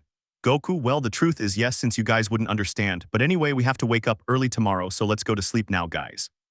After everyone had heard the stories Goku told them, they went to sleep, but they thought a lot about what Goku had said. They even wondered if there was a god of destruction here, and if so, what he would be like. But then they stopped thinking about it and went to sleep, since they had to wake up very early the next day to continue with their mission. A Mission for Two Teams, Part 2. It was a quiet morning as Anko's team packed up for the mission. As soon as they finished, they leaped from tree to tree until they reached a village with few inhabitants. Among them was a girl whose face was bandaged, just her forehead and one eye, as well as her shoulders, a bit of her right arm and her legs. The people stared at her with disdain, which reminded Naruto of when people in his village had looked at him that way. Then he saw some children bothering her and she wasn't doing anything about it. Naruto was about to say something, but Goku walked over to the children who were bothering her. Children, you're ugly, you're a monster, nobody loves you. Goku, hey kid, point peacefully and get lost, you're just getting in the way, your mere presence disgusts me. Child, who are you saying that to, the monster or me? Goku, I think you're deaf. I was talking to you, can't you see you're just a damn nuisance here? Boy, you wouldn't say that to my brother. Kino, is this boy bothering you? Kino, yes, brother is bothering me. He said I'm a nuisance and that I'm an idiot, hee. So that's what you told her. Do you know who I am? I'm Kimo and I'm going to teach you a lesson. Goku, actually I came to teach this good-for-nothing nuisance a lesson, but I think I'll teach you a lesson too. Kimo, yeah right, keep dreaming, saying that. She lunged to hit Goku, but he easily dodged it. Goku, you're an idiot if you think you can beat me with that mediocre strength. He said this with a serious voice and a cold look that didn't really seem like Goku. Goku's team noticed that his expression had changed to a cold, serious one with a frightening aura. He no longer showed the generosity in his eyes, that warm smile, or that aura that inspired confidence. Then Goku appeared behind the boy and knocked him out. Goku, if you keep bothering that girl, you'll get the beating, got it, you piece of trash. Kino, yes, goodbye, help me, don't just stand there. Children, if... After those boys left, Goku looked at them, reverting to his old self with those eyes that showed how generous he was, his characteristic smile that warmed anyone, and that aura that gave them security every time they felt it. Goku, okay, let's go, we have things to do. Everyone, yes, yes. Now the boys were walking through the small village. Since there wasn't much to see, they started investigating this monster. But while they were telling the story, the girl Goku had helped appeared. He didn't want to bother her, as she might think he wanted to bother her too. He just watched her walk away through the crowd of people who were giving her dirty looks. Naruto, Goku, you noticed too, right? Goku, if she... Naruto, I don't know if everyone's giving her dirty looks, but it reminds me of myself when everyone was looking at me the way they're looking at her. And when I was just friends. Goku, but now you have me right. Naruto, you're right about that, brother. Goku, hey Naruto, I was thinking of following her, what do you think? Naruto, I'm with you, Goku. Goku, then let's go. Naruto and Goku were following her at a distance, keeping their distance so she wouldn't notice they were following her. When she reached the edge of a cliff, Naruto and Goku stopped to see what she would do, but they were surprised, well, only Naruto was, because Goku had already predicted she would jump from there into the water. Naruto ran and then, looking at the edge of the cliff, he saw her swimming very fast. Goku, now I'm curious who she is, and you Naruto. Naruto, the truth is me too. After that, Naruto and Goku went to a cabin that Anko had rented for her team so they could rest a bit. But Goku couldn't rest since it was still daytime and he got very bored when he had nothing to do. Meanwhile, Naruto just ate the ramen he had bought at Ikaraku before leaving the village. Ino was just brushing her hair, Shino was playing with her insects, and Anko, who knows what she was doing. Only God could know. Anyway, as for Goku, he had left the cabin to go to a forest that was very close by, so he started training. But while he was training, he ran into the girl again, so he decided to follow her to a small house. But since he didn't want to invade her privacy, he left. Then Naruto went to explore the area a bit until he saw the girl again on the edge of the cliff. Naruto, what are you doing? It's none of your business what I do, so go. Naruto, and what do you know about whether I care about what you do or not? If I'm asking you, it's because I do care. I don't care, go away. Then she jumped, but Naruto wasn't far behind, he jumped too. However, the force of the waves pulled him under until the girl caught him and gave him mouth-to-mouth resuscitation, knocking him unconscious. Goku, who was training in the same place, noticed Naruto was weak and became worried. He pressed his fingers to his forehead to focus on Naruto's energy until he found it in the girl's little house. Upon noticing this, Goku teleported there. Goku, Naruto, are you okay? What happened to you? Naruto, well, I saw the girl from before who had jumped into the ravine, so I jumped too, and well, I drowned. Goku, hey Naruto, you better think before you act next time. Naruto, yes. Are you awake yet? Naruto, yes, thank you for saving me. But when the girl entered, she was startled to see Goku there. He noticed, so he explained how he and Naruto had gotten there. After a while, the girl revealed her name to be Isaribai.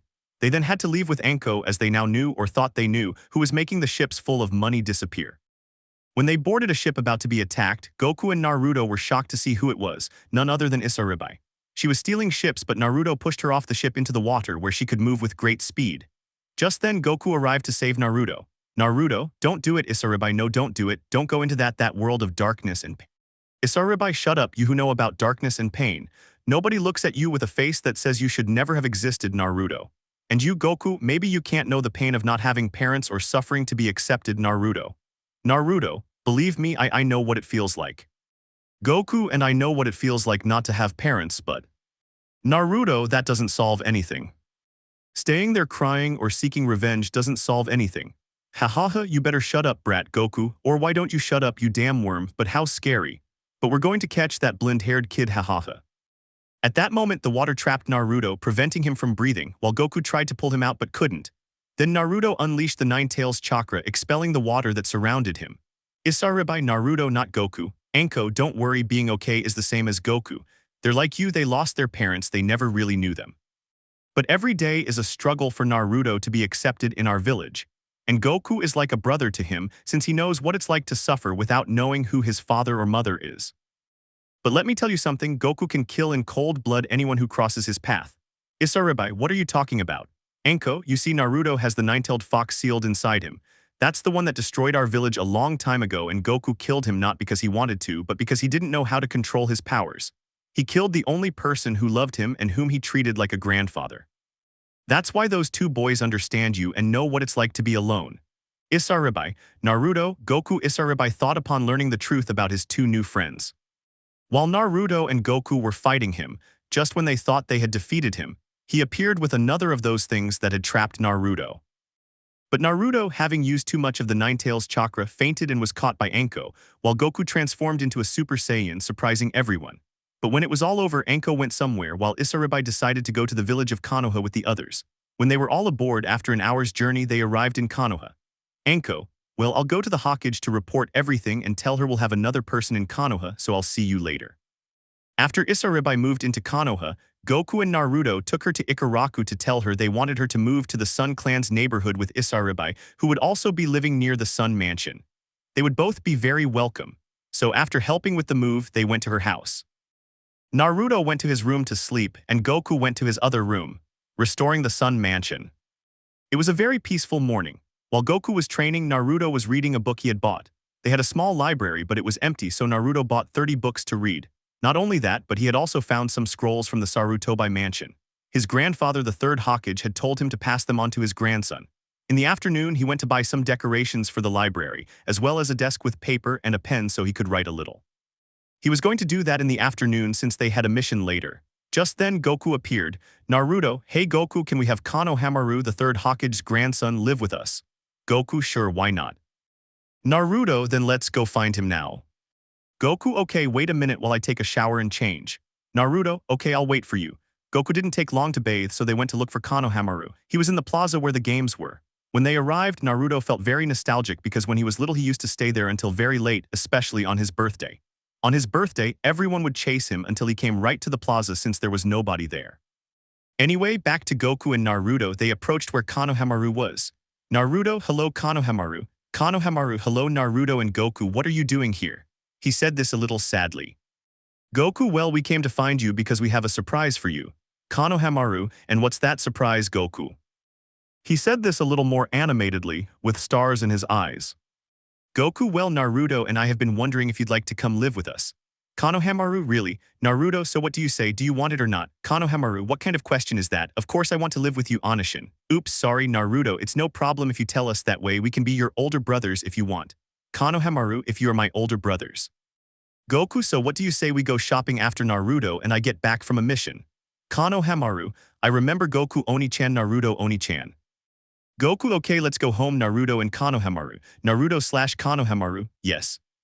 After walking to the Sun Mansion where Isaribai was at Tuche's new place. Yes, I know what Ikaraku is called, but I can't remember if it's his daughter. Naruto, Goku, and Konohamaru went to greet them and talk with them for a while. Naruto, hello. Tuche, hello. Isaribai. Tuche/Isaribai, hello. Tuche, Naruto, Goku, Konohamaru, how have you been these days? Goku, well, very well, and how are you all finding your stay in this neighborhood? Isaribai, well, very good, I love being here. Tuche, actually he's very calm and quiet, which makes him great.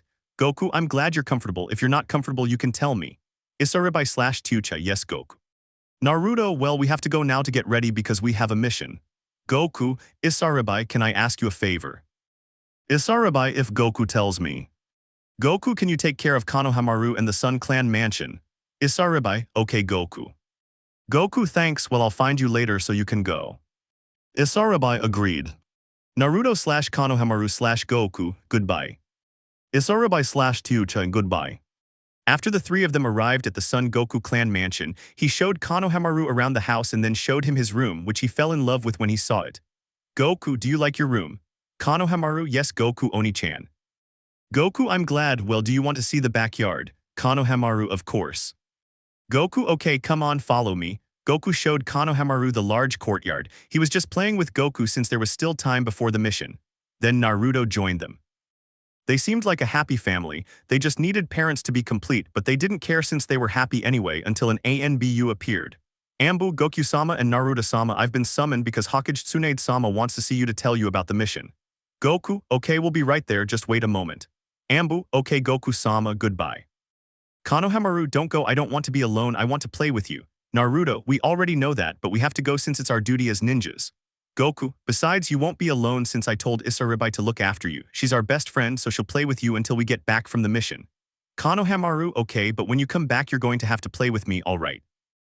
Naruto, it's a promise. Goku, if it's a promise. Just then there was a knock at the door, so Goku went to see who it was. When he opened the door, he saw Isaribai, so he let her in and then went to the courtyard where Konohamaru and Naruto were. Naruto, Isaribai, hello again. Isaribai, hello. Goku, thank you for agreeing to take care of our little brother until we return. Isaribai, you're welcome. Besides, I think we'll get along well. And don't worry, take care of Konohamaru until you all get back. Naruto, thanks, now we can leave more peacefully since you're the one who's going to take care of him. Goku, well, we're leaving now. Goodbye, Konohamaru and Isaribai. Konohamaru, goodbye, Goku Onishin and Naruto Onishin, I hope you come back soon. Naruto will be back as fast as we can.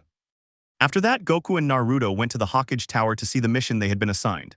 Upon entering Tsunade's office, she was working on the Nightmare, the Terror, an impossible mission to complete. This was the terrible terror of all the cages of any hidden village, the dreaded paperwork. Goku, Tsunade-sama, what is this mission you want us to do? Tsunade, I want you to take this package to the Land of Fire for the feudal lord. Naruto, for the feudal lord. Tsunade, yes, Naruto. Goku, okay, so what's inside the package? Tsunade, neither I nor anyone else can see it until the feudal lord opens it, so don't even think about opening the package, did you both hear me? Naruto/Goku, yes. As soon as they left the Hokage Tower with the package, they began their journey with some ninjas but without any major problems until they arrived in the Land of Fire. There they met the feudal lord and his wife. Goku and Naruto wanted to know what was in the package, but when they gave it to his wife, who was with the cat that was always escaping, she opened it, revealing a pearl necklace for a cat. Goku and Naruto couldn't believe it, such a small necklace in a big package. Seriously. Anyway, after seeing the package, they went straight to Konoha to tell Tsunade what it contained. Then the two of them went to the Sun Mansion, where Konohamaru and Isaribai were playing. Goku, we're here. Konohamaru, Goku Onishin, Naruto Onishin have finally arrived. Naruto, yes, but now we have to go shopping to buy things for the house and some toys for you. Konohamaru, yes. Isaribai, well, I have to go now, I have things to do. Goku, well, thanks for taking care of our little brother. Isaribai, no need to say goodbye. After Isaribai left, Goku, Naruto, and Konohamaru went shopping to decorate the house a bit more. There they also ran into Sakura, whom they hadn't seen much of, but she helped them a little. Then she left because Tsunade needed her for a mission. After they finished shopping, they went back to the mansion, put the new things in a corner, and went to sleep, as all three were tired from the day they had. Goku x Hinata. We're with our protagonist Goku, playing world saving with Konohamaru, when Naruto comes to tell them breakfast is ready. Since they weren't paying attention, he yelled at them to get their attention and they had to stop playing to go eat. When they finished, It was Naruto's turn since Goku had to wash the dishes. After that, he went to the corner where the things they had left yesterday to decorate the small library were. He put some things on it, then placed the bare rug and the desk in front of it, and then put the new toys they had bought for Konohamaru in his room before going downstairs. Goku, Naruto, can you come here for a moment? Naruto, what's up? Goku, well, I'm going to buy some things to decorate the house more since it still looks a bit empty. I'll come back later and then leave again because I want to talk to Tsunade-sama about something important, so don't wait up too late. If I get back at night, just go to sleep. I don't want to see you both up so late waiting for me, okay? Naruto, okay, brother. Goku, well, I'd better go now so I don't come back at night. Konohamaru, Goku Oni-chan, where are you going? Goku, I'm going to buy some things before I go talk to Tsunade-sama, but don't wait up for me, okay? Konohamaru, okay, Goku Onishin. Goku, well, I'm leaving now. Goodbye and behave yourselves, both of you. Naruto, yes, moms. Goku, goodbye. After that, Goku left to go shopping for things since they didn't have much to decorate the mansion with. Goku was so focused that he bumped into someone. I'm sorry. Goku, no problem, are you okay? Yes, I'm fine. Goku, Hinata, I didn't recognize you. Hinata, well, I don't think I do either, slightly blushing. Goku, what are you doing here, Hinata? Hinata, well, I was looking at what I could buy for my room and a gift for my father. Goku, awesome. Hinata, and you, Goku-san, what are you doing here? Goku, well, I was looking at things to decorate my new house since it doesn't have much. Hinata, well, Goku-san, do you want me to help you? Goku, well, if you want, but aren't you busy? Hinata, not at all. Goku, okay, so let's see what's up. Hinata, if we go. While Hinata and Goku were looking for things for Goku's house, they talked to get to know each other better. The more they got to know each other, the more something changed between them. They finished shopping, but neither wanted to separate. They wanted to keep talking and getting to know each other more deeply, so they sat under a beautiful tree. Just then they were about to kiss, but Hinata's father interrupted them as he was looking for her so they could leave. Hinata, I have to go. Goku, okay, bye, Hinata. Hinata, goodbye, Goku-san. But just as Hinata was about to leave, she kissed Goku on the cheek, blushing as she walked home. Goku stood there with a slight blush but decided to forget it and headed to the Hokage Tower. After discussing a mission she had mentioned, she agreed to do it and then left. He arrived home, but it was already night, so he went to sleep. The next morning, Goku woke up early to have breakfast and leave, but not before writing a letter about where he was going. After jogging all over the village, he happened to find Hinata gathering flowers in a small but beautiful field, so Goku decided to approach her. Goku, hello, Hinata. Hinata, hello, Goku-san, good morning. Goku, you're gathering a lot of beautiful flowers. Hinata, yes. Goku, very pretty, just like you. Upon hearing that, Hinata blushed and then stuttered. Hinata, thank you, Goku-san. Hinata turned around to look at him, but just then their eyes met. They were very close until Goku leaned in to give her a beautiful kiss, which then turned into a very passionate kiss that forced them to separate for lack of air. Goku, Hinata, I think I love you. Hinata didn't know what to say, so she stayed quiet to see if Goku would say something else. Goku, Hinata, do you want to be my girlfriend? Hinata, yes, Goku, yes, I want to be your girlfriend. Then they kissed again, and afterward Goku took her home. When they arrived, Goku explained everything to Naruto and Konohamaru, and they were very happy. So afterward, they went to the Hyuga clan, I don't know how to spell it, to see if they would accept Goku. And well, they did, since they thought Goku was worthy of Hinata because he was so strong. So after that, Hinata went to live with Goku, obviously in separate room. Is Shizune in love? It was morning at the Sun House. They were having breakfast while talking about what each of them wanted to do. For example, Naruto had to clean the house, Hinata did the laundry, Konohamaru washed the dishes, and Goku did the laundry. Then they would all clean their own rooms before starting to decorate the house since some rooms were empty. For example, one room which was going to be used for more rooms was completely empty. In the living room, they only had an old sofa, so they were going to replace it with a new one and buy other things so the sofa wouldn't look so bare. Then they would look for things from Hinata's house for her room so it wouldn't be empty. After that, if they had time, they would go and look for some Sarutobi clan scrolls since they had some left over. Then they would buy more food since Goku ate a lot because he was a Saiyan, and finally, other things for the garden like flowers, some stones for the stream, and maybe 2 or 3 games for Konohamaru to play in the garden. After everyone did their chores, they went shopping together and left Isaribai was to take care of the house because they trusted him a lot. Goku, guys, what do you think of these 2 large armchairs for many people versus these 2 armchairs for 1 person? Naruto, that's a really good idea, isn't it? Hinata, that's true. After they bought the armchairs and took them to the Sun Mansion, they went to see if they could get a large rug for the armchairs and a small table that would match. Hinata, this rug is perfect, we'll take it, guys. Goku/Konohamaru/Naruto, okay. After they took the rug and the armchairs, they also found a very pretty little table to match them. Then they looked at some things to decorate the other rooms for the guests, and Hinata took care of that. Afterward, Goku along with Naruto and Konohamaru went to buy food to take home since they were running out. They ran into Shizune, who was also shopping. Naruto, hello Shizune, it's been so long. Shizune, hi Naruto, are Goku and Konohamaru buying food? Goku, well, not only food, but we're also buying things for the new house since it's still a bit empty. Shizune, well, I'm happy, I'm glad, hee. Goku, Shizune is okay.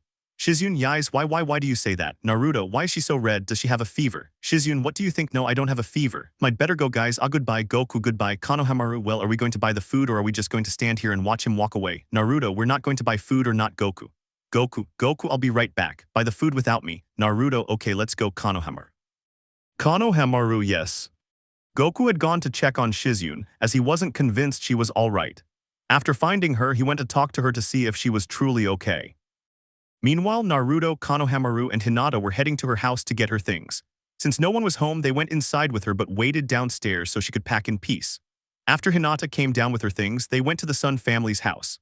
Hinata then went to her room to decorate it to her liking, while Naruto and Konohamaru laid out the large rug and the two large armchairs in the middle, each facing the other. They also placed the two smaller armchairs next to the large ones, leaving some space for guests to pass through. Then they put down the small wooden coffee table with a glass top. Naruto had bought a chandelier for the ceiling, so he hung it, and it looked beautiful. Then they started decorating the rooms while Hinata was preparing the food in the kitchen. Then they heard someone pass by, so they all went to the door and they saw Goku with Shizune. Goku, Hinata, we need to talk, and you guys go play while I talk to them. Naruto/Konohamaru, yes. Naruto and Konohamaru had left so the three of them, Goku, Hinata, and Shizune, could talk. They had gone to the sofas to talk, but before Goku could speak, Shizune spoke first. Shizune, Hinata, I heard that you and Goku are a couple now. Hinata, WL, yes, she said this blushing. Shizune, well, I wanted to know if you could share Goku. Hinata, of course I agree, but Goku, could you go with the others too? Goku, okay. After Goku left with the boys, Hinata and Shizune were talking about Goku. An hour passed, and Shizune called Goku to come back to her. Hinata, well, Goku, Shizune and I were talking and we both want to. Shizune, we want to be your fiancés. Goku, really? Shizune/Hinata, yes. Goku, well, if you want, I gladly accept you as promised. Hinata, seriously, Goku-san? Goku, yes, Hinachan. Shizune, that's great, Goku-sama. Goku, Shizu-chan, tell me just Goku. Shizune, okay, Goku-san. After that, the two girls, along with Goku, explained their decision to Naruto and Konohamaru since they hadn't heard anything. Then the two of them yelled sister-in-law so loudly that the entire village, which had been peaceful, heard it. Anyway, back to Goku. He was sitting reading a book while Shizune was lying on his lap, her head resting on his lap, and Hinata had her head on his shoulder. Hours passed and it was time to eat, so the two girls went to the kitchen, leaving Goku with his book. That was until Konohamaru arrived to play with him, which Goku readily agreed to since he couldn't say no to Konohamaru. Then Naruto arrived with Shizune's things since she was going to live with them. He took Shizune's things upstairs and left them for her to settle in as she pleased. Then he went downstairs to play with Konohamaru and Goku. A while later, the girls called them to come eat. They were all eating while talking and laughing. Time passed and it was time for the first one to go to sleep. Konohamaru went to bed first, then Naruto, leaving the couple alone. Goku was kissing Shizune, then Hinata, until they both fell asleep. Goku carried them to their rooms and then went to the kitchen to wash the dishes. Tired, he went to his room to sleep. A very important mission. Everyone was doing their own thing until an ANBU officer came looking for Naruto and Goku because the Hokage wanted to talk to them about something. Ambu, Goku-sama, Tsunade-sama wants to talk to you about something very important. Goku, okay. Ambu, you must also bring Naruto-sama since he is also involved in the mission. Goku, okay, I'll say goodbye now. Ambu, goodbye. As soon as the ANBU left, Goku went to Naruto's room to tell him what the ANBU had said. He knocked on the door and then heard a come in. Goku opened the door and there was Konohamaru playing with Naruto.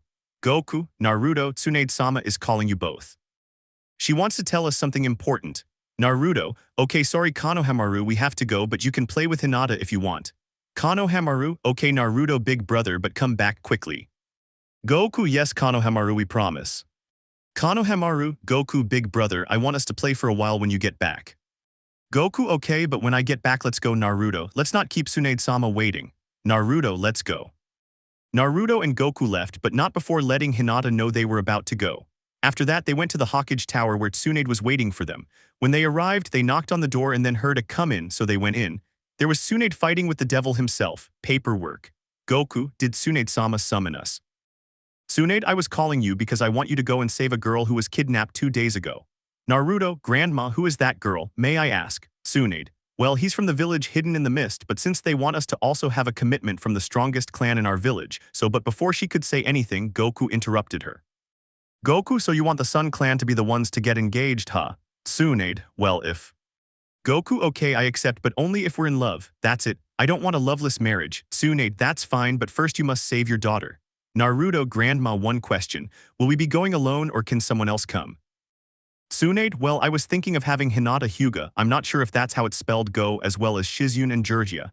Naruto, seriously, where is the perverted sage? Don't call me that. Tsunade, even though Naruto didn't miss, you're a total pervert, Georgia, anyway, tell them the truth. It's not the daughter of the hidden mist village, but the daughter of the feudal lord who was kidnapped. Naruto, Grandma, is that true? Tsunade, well, that's if it's true, I can't lie to you guys. Goku, then we'll go save her, don't worry, Tsunade-sama will go. Tsunade, okay. After the boys went with Georgia to the Sun Clan house, it took them a while, but they arrived. When they entered, Georgia was a little surprised by how they were and also because he saw Konohamaru, Shizune, and Hinata, so he was going to ask them why they were there. Goku, hi girls, we're here. Hinata/Shizune, Goku. Hinata, why did you take so long? Shizune, why did you take so long? Then the girls approached Goku and gave him a small kiss on the lips, which shocked Georgia. Goku, Georgia, I don't think I told you, but Hinachan and Shizuchan are also my fiancés. Georgia, I can see that. I think the state is very busy. The only thing I'm going to tell you is not to make me godfather so soon. Hinata, Georgia sama h how wh can you think that? Georgia, well, changing the subject, we have a mission, so you two must come with us. Hinata/Shizune, okay. Konohamaru couldn't go, so he had to stay behind. Besides, he had to go to the academy, so after getting ready, they left the village to search for the feudal lord's lost daughter. First, they went to the lord's land to learn more about the matter. But before arriving, Goku noticed some energies mixed with another energy, but it showed a lot of fear, so Goku stopped his companions to tell them. Goku, guys, I'm noticing 10 people with evil energies and another energy that's scared. We need to go check those energies out now. Georgia, well, he'll go with Naruto while we go talk to the feudal lord. Goku/Naruto, okay. Hinata, will you be okay? Goku, yes, I'll be fine, Hinachan, don't worry. Naruto, shall we go, brother? Goku, let's go, brother. After Hinata, Shizune, and Georgia entered the feudal lord's castle, Goku and Naruto headed towards the location of those presences. They weren't far away, but they were still escaping. Something or someone was slowing them down, so Goku quickened his pace and Naruto did the same. When they arrived, they saw 10 people struggling with a bag that was moving around a lot. 4 of them were ninjas who had previously worked for Orochimaru, and the others were common thieves. So Goku went in front of them and Naruto followed behind. Goku, hello, I have a question. Do you want us to help you with that? Naruto, if you want us to help you. Goku and Naruto had already planned everything before arriving with those people. Flashback. Goku and Naruto were seen jumping from tree to try and reach them, so they started to come up with a plan before they met up. Goku, Naruto, before we meet them, stick to my plan, okay. Naruto, yes, but what plan do you have in mind? Goku, okay, the plan is that we'll give them our help, but once they give us what they have, we'll look at what they're hiding, okay. Naruto, yes, that's a great plan, but what if they don't want our help? Goku, well, if they don't want our help, then we'll ask them what's wrong with them, what's causing all this trouble. Naruto, good plan, let's go, gift of the flashback. How do we know if we can trust you? No, it's better if you leave, we don't want your help. Goku, so what are they carrying in that sack that moves around so much? Naruto, yeah, it looks really suspicious. You don't care what we're carrying. Goku, of course we care. Then Goku appeared behind them, gently picked up the sack and softly placed it on the ground. Naruto and Goku then proceeded to beat up the 10 of them before going to the sack and opening it. Inside, they found a girl. Where am I? Who are you? Goku, hello, my name is Son Goku, but call me Goku, and this is my brother Naruto. We are ninjas from Konoha. We were sent to save you. Miss Higari, so my father hired them. Well, my name is Miss Higari, nice to meet you. Naruto, well, Miss Higari, we need to go to your house so you're completely safe. Miss Higari, yes, let's get out of here. Goku, Naruto, and Miss Higari went to the feudal lord's punishment, where they stayed for a week to see if Goku and Miss Higari would bond. This hadn't happened yet, but a month passed. The feudal lord then allowed his daughter to live with Goku and his family, so they headed back to Konoha with Miss Higari. When they arrived, they found Isaribai playing with Konohamaru until she left. Goku and Naruto then started playing with Konohamaru, which Miss Higari found very cute. Hours passed and they began to eat. Miss Higuri already had his own room to sleep in, so afterward, everyone went up to their rooms and fell into a deep sleep. A surprise for Naruto. We're with Naruto and Goku at their house. They were alone reading a book since Hinata had gone on a mission with Shizune. By the way, Shizune is going to be the same age as Goku, and Konohamaru was at the academy, so they could read their books in peace, not because they were being bothered or anything like that. Anyway, they were lying down each on a couch until there was a knock at the door. So this time Naruto went to sweep since Goku always does. When Naruto opened the door, he found Tsunade, so he let her in. Goku, Tsunade-sama, what's wrong? Tsunade, well, I have news for Naruto. Naruto, for me. Tsunade, if it's about your real parents. Naruto, wait, so you're saying they always knew where my parents were and didn't want to tell me, even though I had a right to know? Tsunade, Naruto, we don't actually know yet if they're your parents or not since they were. Goku, Tsunade-sama, don't hide things from my brother. He has every right in the world to know. Tsunade, well, I'll tell you, Naruto. Your father is Minato Namikaze, the fourth Hokage, also known as the Yellow Flash, and your mother is Kushina Uzumaki, the Bloody Fanta. They are your real parents, but they were supposed to have died trying to seal the Nine Tails inside you. That's why we don't know if they are your parents or not. So Naruto, please don't look for them until we know for sure. When we have more information about them, we'll let you know. Naruto, okay, Grandma, I won't look for them until I have more information. But if it's them, you'll have to send me and Goku to look for my parents. I don't want anyone else looking for them but me or Goku. Tsunade, okay Naruto, I'll let you know as soon as we have news about the ANBU. Naruto, yes. After Tsunade left the house, Naruto began to stagger because his legs wouldn't respond. Goku noticed this, so he caught him and they sat him down on the couch. Naruto was crying with a smile. Goku, Naruto, can I tell you something? Naruto, what's up? Goku, well, what if they become your parents? What will you do if they ask you to go with them and never return to Konoha? Naruto, well, I would tell them that I couldn't go with them since I have family here in Konoha, and even though I'd like to spend time with them, I would tell them that I'll visit them often. Goku, I think that's a good idea, but if they say they're coming back here, I'll give them a room so they can live here with us. Naruto, would you really do that for me and my parents? Goku, of course, since I see you as my brother. Naruto, then they'll be your parents too. Goku, okay, but just in case, let's not get our hopes up since they could be other people who look like your parents. Naruto, to our parents, but you're right. Then Miss Higuri came to eat something since he was hungry, so Goku prepared some food for him since he had a bit of a headache and hadn't come down for breakfast. After a while, Konohamaru came from the academy, a little hungry, so Goku had to make him a snack. But when Konohamaru saw that Naruto wasn't there, he asked Goku what was wrong since he had been with him all day. Konohamaru, Goku Oni-chan. Goku, what's up, little brother? Konohamaru, where is Naruto Oni-chan? Goku, well, Naruto is in his room because he wanted to be alone. Why do you ask? Konohamaru, because I wanted to talk to him, but since you're Goku Onishin, I'll tell you.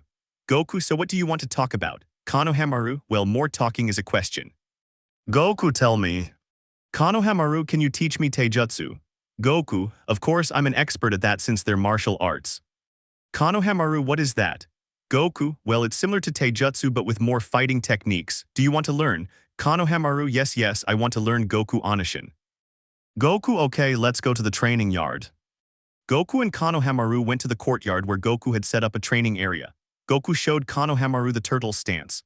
Konohamaru thought it was a little strange, but he started practicing. However, he wasn't very good at it. Hours passed, and Konohamaru still couldn't do it perfectly. Then Shizune and Hinata arrived. They already knew the mission, but before they knew it, it was already night. Hinata went to the kitchen to cook. When everyone went to the dining room next to the kitchen, they found the food and there was Miss Higuri. Miss Higuri, hi guys, the food's ready. Hinata, you didn't have to, Miss Higuri, but thank you. Miss Higuri, well, everyone was doing something in this house, so I wanted to do something for you all. Shizune, well, if you want, you can do some things at the Miss Higuri house. Miss Higuri, thank you, well, let's eat. Please take a seat so we can eat. Everyone was already eating, including Naruto, who seemed very happy as usual. The girls, seeing him like this, asked him about it, so Naruto told them. After eating, everyone went to sleep since it was very late, except for Goku, who was washing the dishes until he heard a noise in the yard. So he decided to go and see what it was.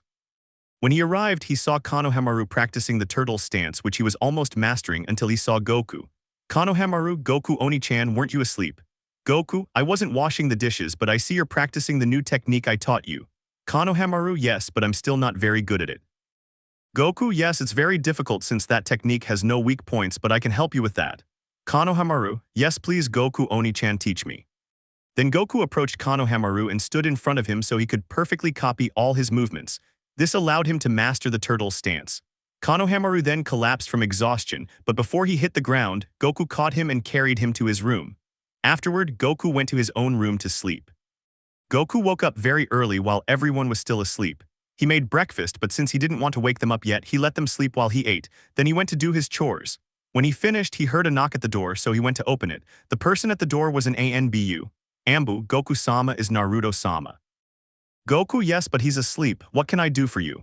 Ambu, the Hokage has information for Naruto. Goku, it's about his parents, isn't it? Let me wake him up. Ambu, I'd better tell you, Mr. Goku-sama. Goku, okay, tell me the information then. Ambu, Hokage Tsunade-sama had information and said that they are indeed Naruto-sama's parents, but they are with 3 other people. Goku, and who are those 3 people? Ambu, well, 2 people are from the Uchiha clan, we don't know their names, but the other person is an Akatsuki member. Goku, do you know if that Akatsuki group is holding them prisoner? Ambu, actually that Akatsuki lets them do whatever they want. In fact, I think they're getting closer to the village. But anyway, that's all the information we have for now. Goku, thanks, I'll tell Naruto later. Ambu, okay, goodbyes. Goku, goodbye. After Goku closed the door, he ran to Naruto's room, where Naruto was sleeping peacefully until Goku startled him awake, causing him to fall out of bed. Naruto, brother, you scared me. Goku, Naruto, I have to tell you something. Naruto, what? Goku, Tsunade-sama already had the information. Naruto, seriously, who told you that? Goku, an ANBU was sent to tell you, but anyway, Naruto, they're your parents and they're with 2 people from the Uchiha clan and an Akatsuki member who seems to be their ally because he's been accompanying them sometimes and protecting them. Naruto, so where do we have to find them? Goku, well, it seems they're on their way here, but we don't have any further information for now. Naruto, so we'll have to wait for more information before going to look for them. Goku, yes, but she said that Tsunade-sama is doing everything possible to find out where they are. Naruto, okay then we just have to wait. Goku, if we have to wait, well, you'd better go downstairs and have breakfast since you're awake. Naruto, okay, I'll change and come down. Goku, well, I'm going to wake the others up. Let me know in the comments below if you guys want the next part. Also check out my other video that has been shown and left. Thank you for watching. If you enjoyed this video, please like and share this video. And have a fantastic day. Bye.